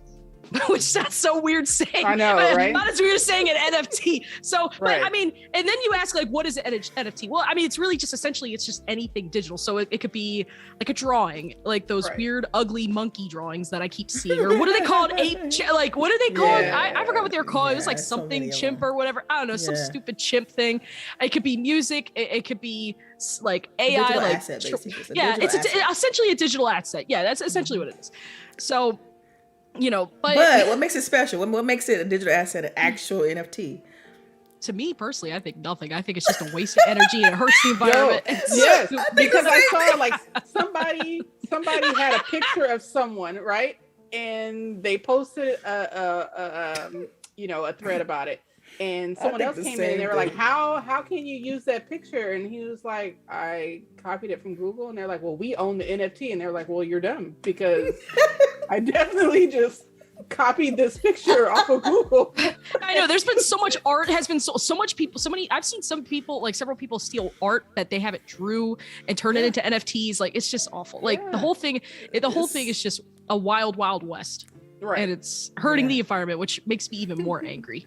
Right. But just to add fuel to this fire, GameStop is launching an NFT crypto marketplace. And they trying to just trying to stay afloat. Thank you. They trying to stay in the game. They are like, look, we are here. Well, they're not even staying in the game. Wait, I thought they were just gonna do like their gaming stuff. Like what, a gaming cafe or something? Weren't they trying to make that a concept or something? They definitely should have done that. They definitely should have done that. But what about the pandemic messed that all up though. So Okay. When you that is true. That's true. It's kind of hard to like do like an internet cafe-esque thing right now in these trying times. Well, I feel like they could have just focused on the states who don't give a fuck. Like focus on the states that don't have mask mandates. Georgia would have been the top one. Go right in there, Stop, CHAREECE. Come on. Oh my God. Okay. I'm gonna tell you. I'm gonna pay my stuff with, I don't know, NFTs. The consensus is people don't like it, so that's what it is. The hive mind. I don't know. Like, you're not about to put that. I don't want to go into Rainbow Six and you're like, hey, this character, you can buy the NFT for it. I'm not buying that. Why? Yeah, Ubisoft got NFTs. Oh my God, Vice did a really good report on who was buying these things. And I was like, oh my God, people were actually buying them. I was like, wait, why am I not surprised? I heard it was like a giveaway though. I heard it wasn't like people actually spending money. I heard it was like, I think it was like this Ubisoft had their NFT thing and people were actually just claiming the reward. Not so much spending money, but just claiming it. And so the NFT, the biggest thing about it is it's supposed to be unique, right? 100% unique to whoever purchases it. Which we already know that's not true. I know all these different iterations of a monkey. It's like, oh, he's got a hat now. Oh, he's got a cigarette in his mouth. Big effing whoop. I don't care. Right. So I think it's ridiculous. I think in 3 years we're not talking about this. Right. But here's the thing: remember when people spend all this money on this dumb shit? So here's the thing: is like everybody thinks like NFTs are like this new thing. I was like, no, they've been around since like 2014, but they're like, but it was like what, like 2020, 2021. Like there was like a surge because I don't know. I guess cabin fever really got to a lot of people. I don't know. I guess because the pandemic was really just getting to everyone's heads, and now they're just like, let's waste some money. How am I gonna mess up the environment and waste my money? NFTs. NFTs. And then the thing too with NFTs, and this is one of the key parts of it, is it being protected by blockchain, and you have to use crypto in order to make the purchases and stuff like Ethereum and whatnot. Didn't Troy Baker got an NFT? Yeah, he's partnering with someone. He got dragged also too. Yeah, the NFTs too. I have an NFT. I wanted to know how it worked, so I created an NFT. Did the whole process about Ethereum, did the blockchain, blah blah. Waste of time and effort. Like, I'm sorry. Really? Hey, now you can. I own it, but that's it. Yeah, you own it. Put that on your resume, and then I'm gonna make sure you put it NFT out there that you own this picture so that I can copy and paste it. It's like, dude. Okay, you'd be better off taking a picture and putting your logo on it, so that when they post a picture and they see your logo, they know it's yours. Yes. Versus, it's like I said, I'm gonna give it 3 years, and it's gonna be no one. I mean, I could be wrong, but I'm gonna give it 3 years. You know, I just think it's just the thing right now. You would have to find a way to make it to where that no one could use that picture ever. That's right. Like when you post, when you take that picture and you share it to a website, it has to no longer work. That's the missing piece. If I copy a blockchain image and I show it on a different website, it shouldn't work. Yeah, like I remember back in the day when we had like people would copy CDs, like you would buy like Missy Elliott's new CD, and I'm like, yo, let me copy it, right? And then they figured out people were doing this, so they put in on the disc where you could no longer copy it, right? Like unless they. But how do you do that with images? Digital image, like nobody. You can go to a website right now, Twitter. Let's say Twitter. So everybody know what Twitter is, and let's say everybody got an NFT. You go to the website, and so none of the images work. No one's gonna accept that no images work on a Twitter website because everything's NFT. Come on, we'll see. Right, everything's gonna have that little eye with the cross through it. Or it's gonna say NFT owned by so pay. Right. And it'll be like pay $1 to show this image. So every time you click on the image, you pay the button, pay the price. This is. Could you imagine? Come on. No, okay. So is it safe for me to assume that everyone in this call does not like NFTs? Man, right now I need to see more. I'm a big tech head. What am I gonna do with that right now? Can I pay a bill? Can I pay my rent? Can I pay my health insurance with that? Yeah. Can I pay out my student loans with that? Right. Okay. Yeah. All right, okay, Calvin, Calvin Henderson in the chat is saying, but you're missing the point of NFTs. So what's it hurts point? The environment? Individual ownership? No, I think I got that. Please enlighten Individual ownership? The ability to sell that item? We know all of this. But you got some NFTs, Calvin, because it sounds like it look like you. Right? Like, are you mad? He done bought 4 NFTs and now he mad. He like, yo, I gotta get something right. Right. Someone needs to know why this is important. I mean, if people want to own them, that's their business, but that's a high risk type of thing. I think it's interesting that on this panel today, You have 3 people that's in tech, really 4 people that's in tech, and we all Nothing like to do with NFTs. NFTs. Talk. What is that? Right? Come on. Y'all got me over here. Like, I'm trying to keep a straight face. I'm sorry. Like, look. If you own an NFT, there's nothing wrong with it. I'm just saying, me personally, as someone who knows what NFTs are and understands the downsides, like people's art getting stolen and being created by someone else to make a NFT. There's the whole environmental issue with it. I don't like. There's just a lot of things about it that I'm just like, I'm a big nope. So Kelvin, if you're talking about impression data, I'm aware of that too. Like, so basically, some people can say on your NFT you can get paid for having impression data, meaning how many people have actually viewed your image. It's like having an ad that you can, it's like an ad basically. Right. You Google ads, they count impressions, clicks, You can do the same thing by capturing. That's why it's so expensive, because that data is attributed to that image. No, it's no control in that. It's no control in that. So if I take their image, I copy it, I paste it on the website, and I get impressions, that money is supposedly going to go to you. How are they going to be able to confirm that? Mm-hmm. It's like somebody's going to be able to. It's not enough out there. And I agree with Monica, where she's like, NFTs are really only worth what someone is willing to pay for them. I mean, it's like, you can tag the things if with you're NFTs. willing to buy it for $20, great, it's worth $20, but the paper really has and no value. Right now you're not able to get the impression purchases. So basically, like for instance, I can sell an NFT and I can say, okay, well, on the resale, someone buy it for me for $100. On the resale of that, if that person decides to sell it, I get 5% of that purchase. Okay, cool. I can see that, right? That's like a pyramid scheme to me. Okay, so you keep selling it, I get 5%, I get 5%, I get 5%. I get that. But as far as impressions, there's no value associated with the impressions yet. To me, that's the only time you will see NFT value is when you're able to be like, okay, 13,000 people have seen this image, so now I'm making like 20 cents per impression. To me, that's the only time NFTs will make some sort of sense. Outside of that, they can't figure out how to pay all the people that 20 cent or that money that's attributed to them based on a shared image, then it's useless, completely useless. And right now, it's not enough. No, go ahead. I was gonna say right now it's not enough for the payouts because they got to use it's a whole thing. They got to process all those things. The amount of data you would have to store to be able to track all that. Like, exactly. I think people think because they don't see the back end, right? They don't see all the processing that has to happen for them to be able to even just be on Twitter, right? Mm-hmm. And look, just be on Twitter, like all that data processing, like that is energy. All that is, mechanical, like all that is draining on the environment, like Taylor is saying, like that. You guys have to realize that, like everything that we're doing, the cloud, all that stuff, the cloud is not this. I know the word is cloud. I know the word is cloud. It's not up in the air. You know what I mean? These are like actual spaces full of data servers that pull an enormous amount of resources. Data, process. Yeah.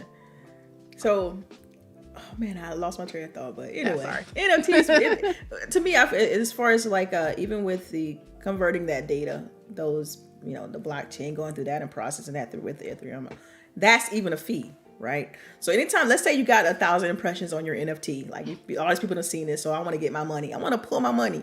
You got to pay a fee just to even get that. So it's like it's not enough to me. I mean, maybe in 10 years we'll get there, but I feel like it's the infancy right now. So everybody's seeing that. Oh yeah, we can get it. We can get money from every asset, every digital asset. We can get money from every digital asset. Looking at that benefit instead of looking at that cost. But anyway, let's move on. Sony is continuing production of PS4s due to supply constraints for the PS5. I thought this was very interesting because then it was crazy because not even a full day afterward, everybody's like, Microsoft was ending production of the one to focus on Series X. So this was an interesting topic to me. But I did not see this. I did not see them, continuing production of PS4, considering the fact that the PS5 has been out now for what, a year? Over a year? Yeah, now? a little over a year, almost 2. It's going on to its like second year of life. Yeah. Right. Yeah. So that's I guess they're gonna keep making PS4s because the PS5s they can't. I mean, maybe it's the chipset. And does that maybe mean that more of these games are not going to be PS5 exclusive? Well, we already know that that Horizon Forbidden West is cross-gen, and I believe God of War Ragnarok is as well. So was that announced? I think it was. I don't think it is, but yeah, I thought it was, or I think there's people think it might be. I don't know. I think it probably won't be, but I do know that Forbidden West is cross-gen. Sure. So man, see now we already know that the game looks gorgeous, okay? The Horizon Forbidden West looks amazing, but it's not gonna look like that on PS4. It's so you're likely probably seeing the PC version, you're likely probably seeing the PS5 version that they're showing you as far as in these trailers and stuff. So temper your expectations. But I thought Ragnarok would be like a full blown like PS5 PC type thing. I mean, I don't even know if this has been announced for PC because I know that Forbidden West hasn't been announced for PC. No, it's only just like it's first game like the 2018 one. That's right. Only, So no, it has been announced. Like no, Ragnarok is coming to PS4. Okay, so cool. Okay. So the cross gen. So my thing is, I think this is now going to effectively delay their whole cross-gen to current-gen effort, right? Because now they have to put cross-gen on a lot of their titles, or do like a PS5 PC type of approach. Because those games that they showed, what was it, at the Game Awards, those high graphic fidelity, they're I don't know if they're gonna what's gonna happen there. Like, they have to downgrade all these games and put them on PS4 now, because that's to me, that even having that out there, it's like it's gonna push all of the development a little bit as far as. I feel like that was one of the biggest issues with Cyberpunk too, right? Even though Cyberpunk was like technically developed for the last gen, when it came out, it played like hot garbage on all the last gen. People were highly upset, and I think that you're gonna have that if you're always showing current gen, right? Like, look guys, look how great this is. Yeah. And then when the majority of your ecosystem is on last gen, when they get it, how are they going to feel, right? Like, are they going to feel cheated? Just think if Cyberpunk was like, I know it was an uproar at the time. I'm gonna preface it with saying I know it was an uproar at the time. Well, if it was delayed to current gen, the series consoles, PS5, PC, everyone would have like you said, people wouldn't experience what Boogie was just saying with the issues with Cyberpunk. It just wouldn't have those issues, right? They wouldn't see some of that stuff at all.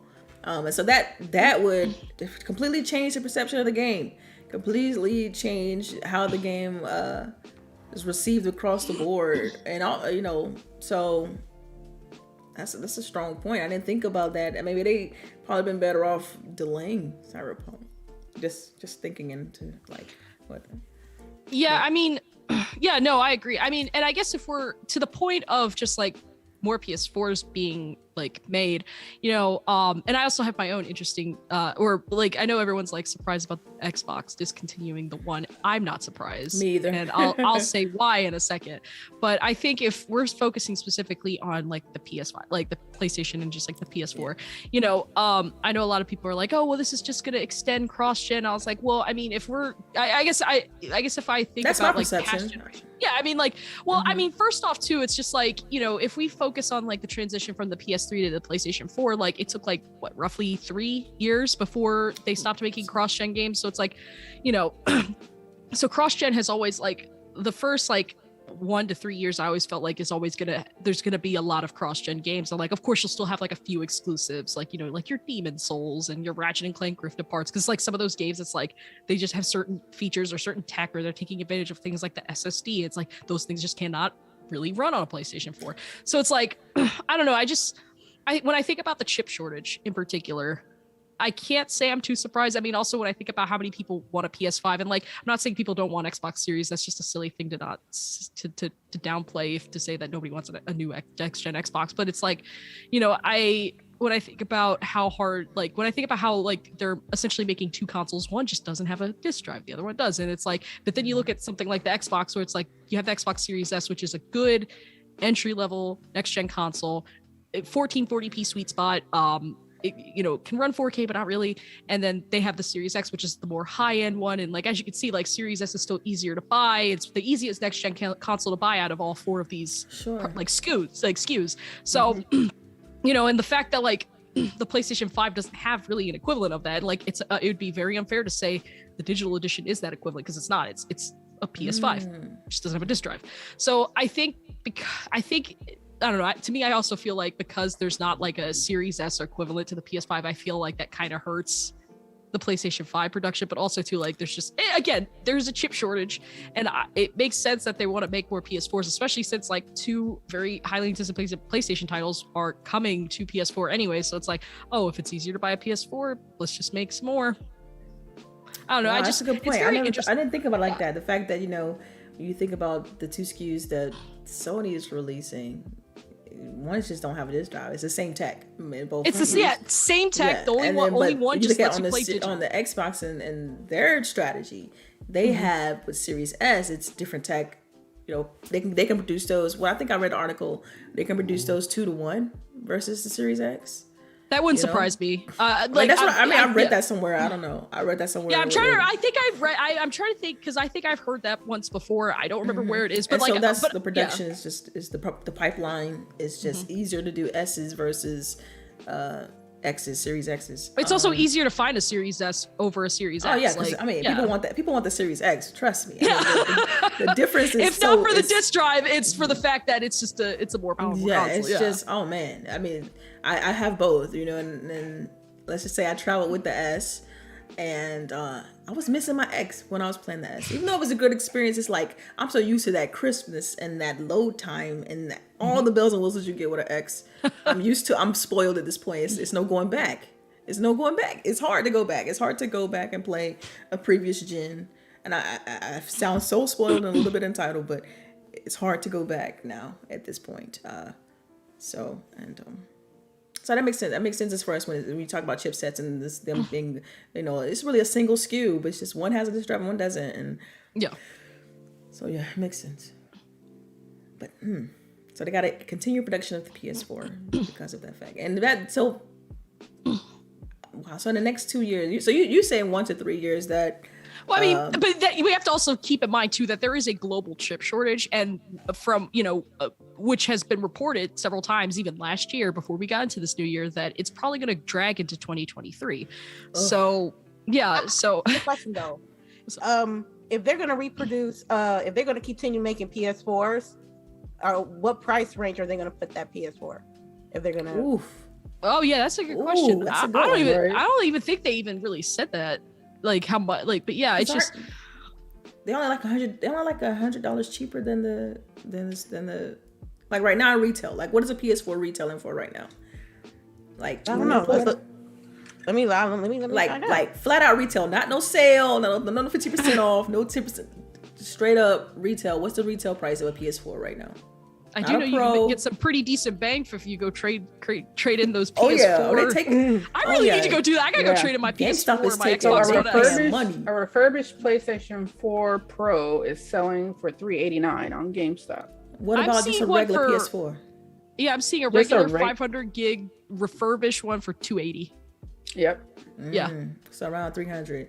And remember, I was telling you guys for trade-ins that. Well, okay, so I'm on Sony's website. Trading in higher than the digital PS5. I'm like, yo, what's happening? Yeah, because they can't get them. What you gonna say, Taylor? No, I didn't mean to cut you off. I'm sorry, but I was just gonna say I just went on Sony's website right now, and like I can add to my cart right now a slim PlayStation 4 1 terabyte console for $300. So and that's the cost of a Series S. Right? Isn't a Series S like? Yeah, Series S is $299. Yeah. So that's it. That's it. You can get a next gen console for the price of a. Okay, interesting. Light bulb. Cool. So are the PlayStation fans going to go back? Ooh. It's going to be. That's the question. Well, do they have to? They don't even have to move. Like they like. I mean, like, look, if you already have a PlayStation 4, like, and you're just struggling to get a PS5, you're still back where you started in 2020. You're still stuck. So like, I feel like at this point, I think it's just because like even Sony said that they were just I'm trying to find that specific quote because I don't want to like misattribute. So they want to, and I quote, to fill the supply vacuum and keep gamers within the PlayStation ecosystem. So essentially what it sounds like to me is like, oh, if they're like, you know, they're just trying to fill a void. And it's like, I'm sure there are probably people out there that didn't get a PlayStation 4 before the generation didn't end, but you know, before it went in between generations. And I think there's probably people that waited a little bit longer to buy a PlayStation 4, or maybe they just didn't buy one at all because they're like, I'm gonna wait till the PS5 comes out. And then all this happens and they're having a hard time buying one for obvious reasons. So now they're like, so now you have someone who was like, okay, I'm not gonna buy it. Because I do know people that didn't buy a PlayStation 4 and they were like, oh, they were about to buy one for like The Last of Us Part 2 or Ghost of Tsushima. And they're like, well, why would I do that when I could just wait because the PlayStation 5 is about to come out? So what's the point of doing that? And I was like, but then all this happens. So now they're just kind of like still at this impasse where it's like, I don't have either console. So it's like, if there are definitely some people that don't care. They're just like, I want a PlayStation console. I want to embed myself in the PlayStation ecosystem because I haven't already. Right. This is a good opportunity for them, even if it's not a PlayStation 5. Like, it's not exactly what you wanted, but it's an opportunity to still play games like Horizon Forbidden West. It's not going to look as pretty on it like a PlayStation 5 or even a PlayStation 4 Pro, but if you're still having the opportunity to play that stuff, and it's a good filler until you can get what you want. I don't know. I got a base PS4. I don't know if I want to do it. I don't know. She want to take that chance. You for want to turn that jet Forbidden engine, huh? West, That jet engine? Boy. That's AC 130 sometimes. I'm telling you. When I play Ghost of Tsushima, as much as I loved the game, you hear the southern ooh. Yeah, that thing started. Yes, it scared me. It's pushing. Like, it's I don't know. I'm really hoping for a digital PS5. I just want my stuff to be just a little bit cleaner, cleaner. That's fair. Especially with Horizon Forbidden West, because I loved the first installment of that game. So I don't want to be cheated a little. I feel like if I play it on my PS4, I'm cheating myself a little bit. So because it's supposed to be like a next gen title, and you know, I had my game for the Xbox. I would like to have a game, you know, I can just dive right in as soon as I get my console, you know? Yeah, you need to either get you, man, you know what? We talk about this. A Prizzo? Yeah, a Prizzo. I gotta get a Prizzo. Why you gotta say it like that? A Prizzo. Or a graphics card. Like, cause I mean, you can get it on PC. You know what I'm saying? I'm just saying. And this graphics cards are expensive too. It's I know graphics card. Although Nvidia's CFO, not the CEO Jensen Huang, but their CFO said yesterday that they think graphics card shortages will ease up in the second half of this year. Now, I mean, so I know, yeah, we could josh on the fact that graphics cards are expensive too, but like I'd also like to point out too that like AMD and like Nvidia, like their versions of their cards, so like the Founders Edition and whatever the AMD equivalent is called, which I don't think they have an AMD equivalent. It's just like, oh, it's just the card. So those cards always sell for their MSRP that they say they're announcing them for. So yeah, but of course, like the third party ones are. Well, yeah, you have the third party ones. So the third party makers are the ones who increase those street prices. So, and of course, because it's easier to get say a gigabyte one versus like a Founders Edition, like, of course, then that's when you're kind of stuck in this loophole. So it's like, so in a way, the third party makers ended up being the scalpers. Well, that's true. I mean, they do add their own little markup, but it's still nowhere near as expensive as like trying to go to these marketplaces on what is it, StockX or something like that. Yeah, like StockX, like, eBay, Amazon. They capping on StockX. I look at the prices there and I be mad. They want $500 for a 1080. Wait, 500. I got a 10. I'm looking at a 1080. I got a 1080 Ti that I have. Okay, so I have 3 put it on the marketplace. Okay, you better put that. You better go to StockX. Right. Put it up there. I'm gonna get some weird looks because I have 3 RTX 30 cards, and then everyone's like, Taylor, you're the cause of the chip shortage. I was like, sorry. So I have 3 RTX 30 cards, and I got a 1080 Ti. But yeah, it's wild. I see all these prices, and I'm just like. Yeah, it's insane right now. Like, I mean, gaming it's like you might as well just keep what you have until this thing eases up, because they're still making games for these platforms. I'd also like to make a plug for Wario 64, really doing the Lord's work with them next gen restocks. I mean, I covered the restock beat as well, but awesome. Yeah. I mean, I pretty much follow Wario, and then there's another guy who used to, I want to say maybe he worked for The Verge, and I follow him. Matt? Oh. Is it Matt? Oh, yeah, Matt Swider. Oh, he doesn't work for The Verge. He works at Tech Radar. Okay, but I guess he like left them because he's getting so much play just finding consoles and video cards for folks that he's able to just do that now. Yeah, that's interesting. Yeah, that's interesting. Right. Well, yeah, because he used to be. I think he used to be the editor-in-chief of Tech Radar, but then he founded his own. Then he founded his own website or something. Mm-hmm. And now he's got like I know he's got like 1 million followers too. I was like, hey man, you do you, bud. Yeah, he has 1 million followers just finding. Oh no, he really made a name for himself on that restock beat. I was like, yeah. So it's like, Taylor, why weren't you that aggressive on the restocks? You could have got yourself 1 million followers. I was like, I got other stuff I want to focus. Right? It's not my only. I was like, I do not want to make this my bread and butter. I'm okay. not chasing consoles. I found some. I can't chase. Yeah, it's an issue. Like I had to, I got someone I contact. I'm like, look, I need this and need that, and hopefully they get it for me. They let me know when they can't. I call them the plug, whatever. I done got like everything I need. Got the graphics card. Got the PlayStation 5. Got it. So I know my guy legit. Yeah, I know Matt is making some bank on Substack because he left like many journalists, he left to go ride that Substack wave. Like, I know he making bank. I already know he making. I don't even need to worry about Matt going independent. I was like, I know that boy making some bank. Yeah.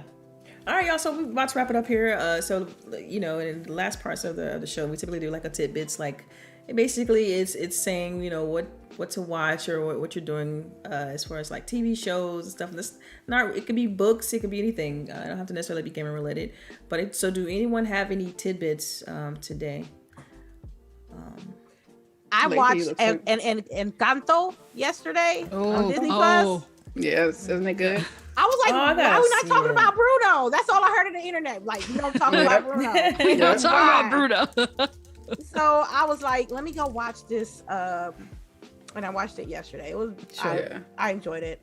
I liked it, and I love that they're going toward more realistic themes in their movies. I mean, like I posted about it, and it's like, you actually, I have an 11-year-old, so it's like you got to actually have a real conversation with her about the themes in the movie, which is typically mental health and family, and because I think that a lot of times what we see on TV with family is like the perfect family, right? Like everybody interacts with each other perfectly, and this family was not at all, and it very much mirrored what you typically see in a hierarchy of family. You got the grandma who's matriarch, and then you have everybody else below, and how all that ensues with that. I'm gonna see it right after this show. Yeah. I'm gonna make sure I watch it. You like it? It looks beautiful. It looks so beautiful. You're gonna feel it with that boil. I'm gonna get me a seafood boil. I'm gonna watch. Get you some crab legs. That's it. Yeah. I'm telling you. Some crab legs and some corn. Go watch some Encanto. Yeah, exactly. I'm gonna be doing exactly that. Also, I want to Vice YouTube channel, Vice News. They got some documentaries. Yeah. Their documentaries are pretty good, yeah. Some are like lighthearted, and some are, they got both end of the spectrums. Black Market, I want to say, with Michael K. Williams. I think that's his name. That sounds Omar, familiar. Omar yeah. Wire. He's doing. Did he pass? Did he? Yeah. Yes. Yeah, but he still had the show. He had the show before he passed. Okay. So he's doing a series on that, like things that are underground, like gambling houses, certain addictions and drug trades, motorcycle gangs, and he's just interviewing folks from this type of world that's giving it from his perspective. And if anybody who don't know, he's not the most squeaky clean person on earth, so he can be able to understand where they're coming from. Chef kiss. I'm telling you.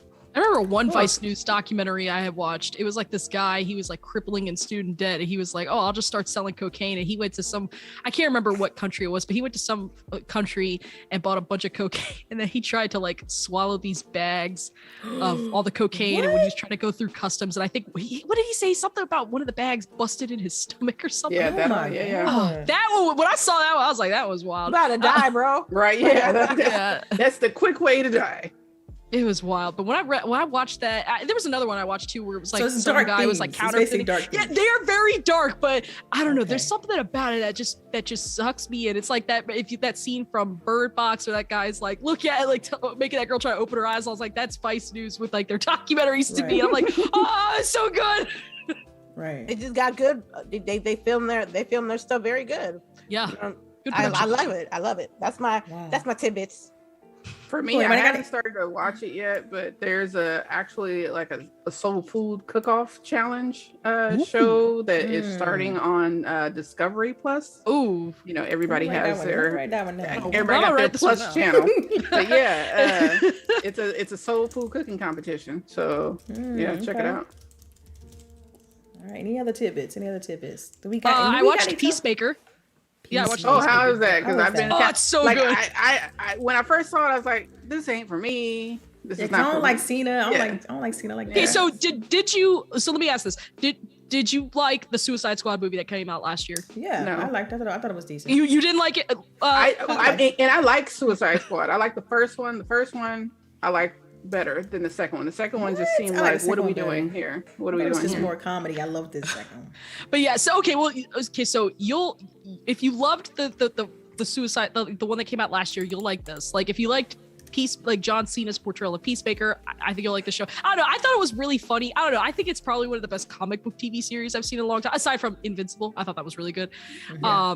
I think it's better than this might be controversial. I think it's better than any of the MCU shows right now. That is controversial. Okay. That is controversial. I know, it's very controversial of me to say. Right? But I really like look right there. That's a heavy. You said a lot. Look, right? I binged the first 3 episodes of Peacemaker because like the first 3 were available on HBO Max, and then they were better than. So you said wait. You're saying it's better than Loki? WandaVision? I couldn't get in. Okay, I couldn't vibe with Loki. Sadly, I liked WandaVision. It gets better. It gets so good by the end. Look at Charisse. Charisse is like about to pop off right now. I think I don't know. I feel like the problem I have right now with just like MCU, maybe I'm kind of burned out from MCU, but I hate that MCU has delved into this like conspiracy plotting board thing where it's like now it's like at first it was like, oh, you have to watch all the MCU movies to kind of understand like the overarching plot, and now they're diving into the TV shows, and now What If is canon now because of what's going to happen in the next Doctor Strange movie and what kind of was going on with No Way Home. So I was like, I hate how. I mean, yeah, it's cool, but I hate how like it feels almost like required reading, because like there's definitely been some times where like I watched like a MCU movie before I watched a different one that came out before, and it's like, oh well, if you had saw this made a little bit more sense, and now they're diving into the TV show, so it's like it's just becoming a beast that can't be fed. It's like it's becoming almost more like required material to actually understand what's going on in a movie to begin with. So it's like I like that, like. I mean, DC Extended Universe is its own little mess, but I guess I like that that I can watch Peacemaker and turn my brain off. DC is like a mess right now. Yeah, like it is a mess. Like you have your Peacemaker show, right? But then we're about to get the Flash that's gonna have Michael Keaton as Batman. Like, what's happening? What are y'all doing? Like, what's happening here? You know, like they're trying to. From what I've gathered, is that they're trying to erase all the Snyder stuff. Oh, they're trying to retcon the Snyderverse, right? And keep going, but at the same turn, it's like, okay, so so now you're basically saying I didn't have to watch all this shit? Like, that's what I'm getting. Like, go ahead, Charisse. I know you're trying to talk. I got nothing. Okay, let it out. You let it out. Let it out, Charisse. Let it out. I got nothing. Because WandaVision and Loki were the best ones. I know, right? She just hurt my heart. Yeah. Like, I even liked Falcon and the Winter Soldier. I liked Alligator Loki. Yeah, I did. Hey, Kid Loki was the best. Kid Loki. Oh man. Oh yeah. Kid Loki for sure. But like Peacemaker, I enjoyed the last Suicide movie, but his character got on my everlasting nerve. He did. He got on my nerves. I feel like he would pull me over and tell me to step out the vehicle and might beat me in the back. Like, yeah, he gave you those vibes for sure. Yes. And trust me, as somebody who lives in the deep south of Georgia, I get those vibes honestly. And I feel like he would do that. So I'm gonna need you to tell me how to sheriff vibes. Yes. Okay. That I still have a smile on his face later on after he done beat my ass. I'm sorry. When you said that, I'm sorry. Yeah. I don't know. I guess I like the movie though. I like Suicide Squad though. I thought the movie was decent, but it was funny because not so much. Yeah, it was. It's not like they developed all these characters too, and it's like so far now, so I'm not spoiling anything. But you developed all these people to kill them right the fuck off. That when I saw like what was that? The first 30 minutes, I was like, yeah, what? Right. Like you just introduced this person to me, and they're like, yay, right? just said yay. I was like, okay, you got me going over here. Yeah. Oh my God. It's so funny because I was really excited to see it when I found out that the girl that played Tasty in Orange is the New Black was in it, and it was so funny because there was like a scene where she was speaking with Amanda Waller, and I guess Amanda was like asking her about her thoughts on Peacemaker. He's like, he might be racist, and it's funny because that's like been a joke that they have addressed, and he's like saying I'm not racist, but like I'm pretty sure every episode that has come out right now, they've kind of addressed the fact they're like, Peacemaker, aren't you racist? Or there's a rumor going around that you're racist, and all this other stuff. They play into it. Yes, they play into it. They're self-aware. They are self-aware of that fact, and I think it's so funny that I don't know. I find it funny, and that's what's making me want to watch it. Is that I saw a tweet where they're basically saying that the Tasty character, that you think that Peacemaker, the show, is all about him, but she's really stealing the show. No, she is. She's so, and that's what makes me want to watch, and what you're saying now is making me want to watch more. Like if they're self-aware that he's a tad bit racist, I might watch it. Yeah, I'm gonna wait till Boogie watch episode. It, and then I'll. Let's let Boogie watch it first. And y'all are hilarious. Yeah, all right, Boogie, just watch the first episode. If the first episode you ain't vibing with it, then you don't have to watch it. The other two, and I look forward to the review. I usually will give something 2 or 3 episodes though. Honestly. Okay, so you're gonna watch all 3 because the first 3 are already out on HBO Max, and they'll release the other episodes. Like I think there's 10, so they're gonna just do it week by week or something. So. And see, now I'm even more intrigued now that I know this on HBO Max. I'm like, okay, mature. Okay, let's go. Let's right. Yeah, I look forward to the review, Boogie. Yes. I'll have it next week. Thank you. I'll put that as a topic. I'll put that as a topic next week. I'll have to watch this. I gotta watch this episode. I think that's it for today. I don't know if we have time for questions. We already kind of went pretty long here. So I'm gonna go ahead and just. Nah, we ain't got no time. They ain't put no questions up here. They did one, but we got to guess, so I'm not even gonna answer it. Oh wow. Well, the type of question. Right? Y'all not acting right. No, they was good. They was good. Okay, all right. They was good. Our chat can sometimes go left and then. So. We get the fanboyism going. But so yeah, thank you for you said they was good, so thank you for being on your good behavior. But let's go ahead and get into outros because we got to get out of here. I'm hungry. I gotta get some food. Right. Oh yes. I'm like, yo. I'm quite famished. I won't lie. It's 4:00 right now. She said 4:00. All right, so let's go ahead and start with intros. I'll start with you, Boogie. I'm gonna go bottom up. So I'm gonna go with Boogie. Outros. Yep. All right, y'all know it's LBOOGIE 208. Thank y'all for coming through. We appreciate it. Thank you to our guests. So happy that you agreed to come on, and you're more than welcome to come on anytime you like in the future. For everybody that's listening, again, thank you. Y'all can catch me on Twitter. I don't stream, I guess, anymore. I need to get back into Welcome to my world.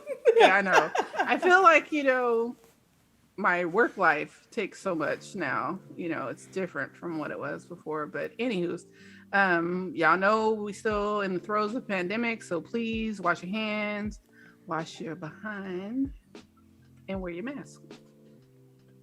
All right, Lady Infamous, where can the people find you? Well, you know what, LBOOGIE, I'm gonna stream for you because you know what we doing today? We playing some Halo. All We're right. gonna play some Halo. We're gonna play some Halo Infinite multiplayer quick play. Get that grind to 57, 60. I want to thank everybody that came through and chat being on their best behavior. My lovely panel, our wonderful guests. Thank you so much for joining us. You can check me at twitch.tv lady_infamous 415. You can check me at my Twitter, and I will see y'all next week. Yep. CHAREECE, where can the people find you? What's going on? It's your girl CHAREECE here. Hopefully I will not be medicated next week because I'm gonna take some as soon as we get off this camera. And I will be back streaming next week because hey, I'm quarantined next week, so hell, what the fuck. What you playing next week? Oh, we're gonna beat Halo if I don't beat it tonight. No, I'm not Then gonna you beat it pulling tonight. up the rear, man. I know, right? You gotta get ready for the multiplayer. Everybody later. done beat Halo now. Look here. You late, girl. Anyway, we're gonna beat Halo and we're gonna beat Guardians of the Galaxy next week. That is my goal for next week, is to do that on stream. All right. Cool. But yes, we are in the middle of this pandemic. People, please wear your mask, wash your hands, wash your ass. Like, folks, I work in a public building. I get tired of having to explain this to people every week. Don't do this. Don't make me do this no more. But yes, have a good weekend. Make sure to get your wins in and tell somebody you love them. Yeah. Yeah, so I'm here where y'all can find me. I'm right here on GWG every Saturday noon, and you also can catch me on Twitter, DELILAH_HD. Thanks everybody. We appreciate all of you all and our Patreons. Thank y'all for supporting the channel. Thank you to the Shout out to guests. Jazzy Noob. Shout out to Jazzy Noob because he won the December Patreon. Oh yeah, shout out to Jazzy Noob for and if you're in the Patreon, you get put into a drawing to win cool prizes, and Jazzy Noob was the winner for last month, right? Yes. Okay, but yep. So did Lady do hers? Did you do your outro, Lady? Yeah, Yeah, I did. it's Taylor's time. Hey, look. All right. It's food o'clock. Look, I'm hungry. It's food o'clock. Yeah, So- see, she's suffering from memory loss because of the hunger. Right. All right, Right. I'll be Dude, quick. how? I'll be quick. Yeah, you can just find me on Twitter, not Taylor, but you can find me on Twitter at TayNixster. TayNixster. I think I put your name in the description too, so it should be, Yeah. there. Yep. Yes, Yep. y'all go follow her. I Twitter stalk her sometimes. Go follow her. Yep. And so thank you all, and we'll see y'all next week.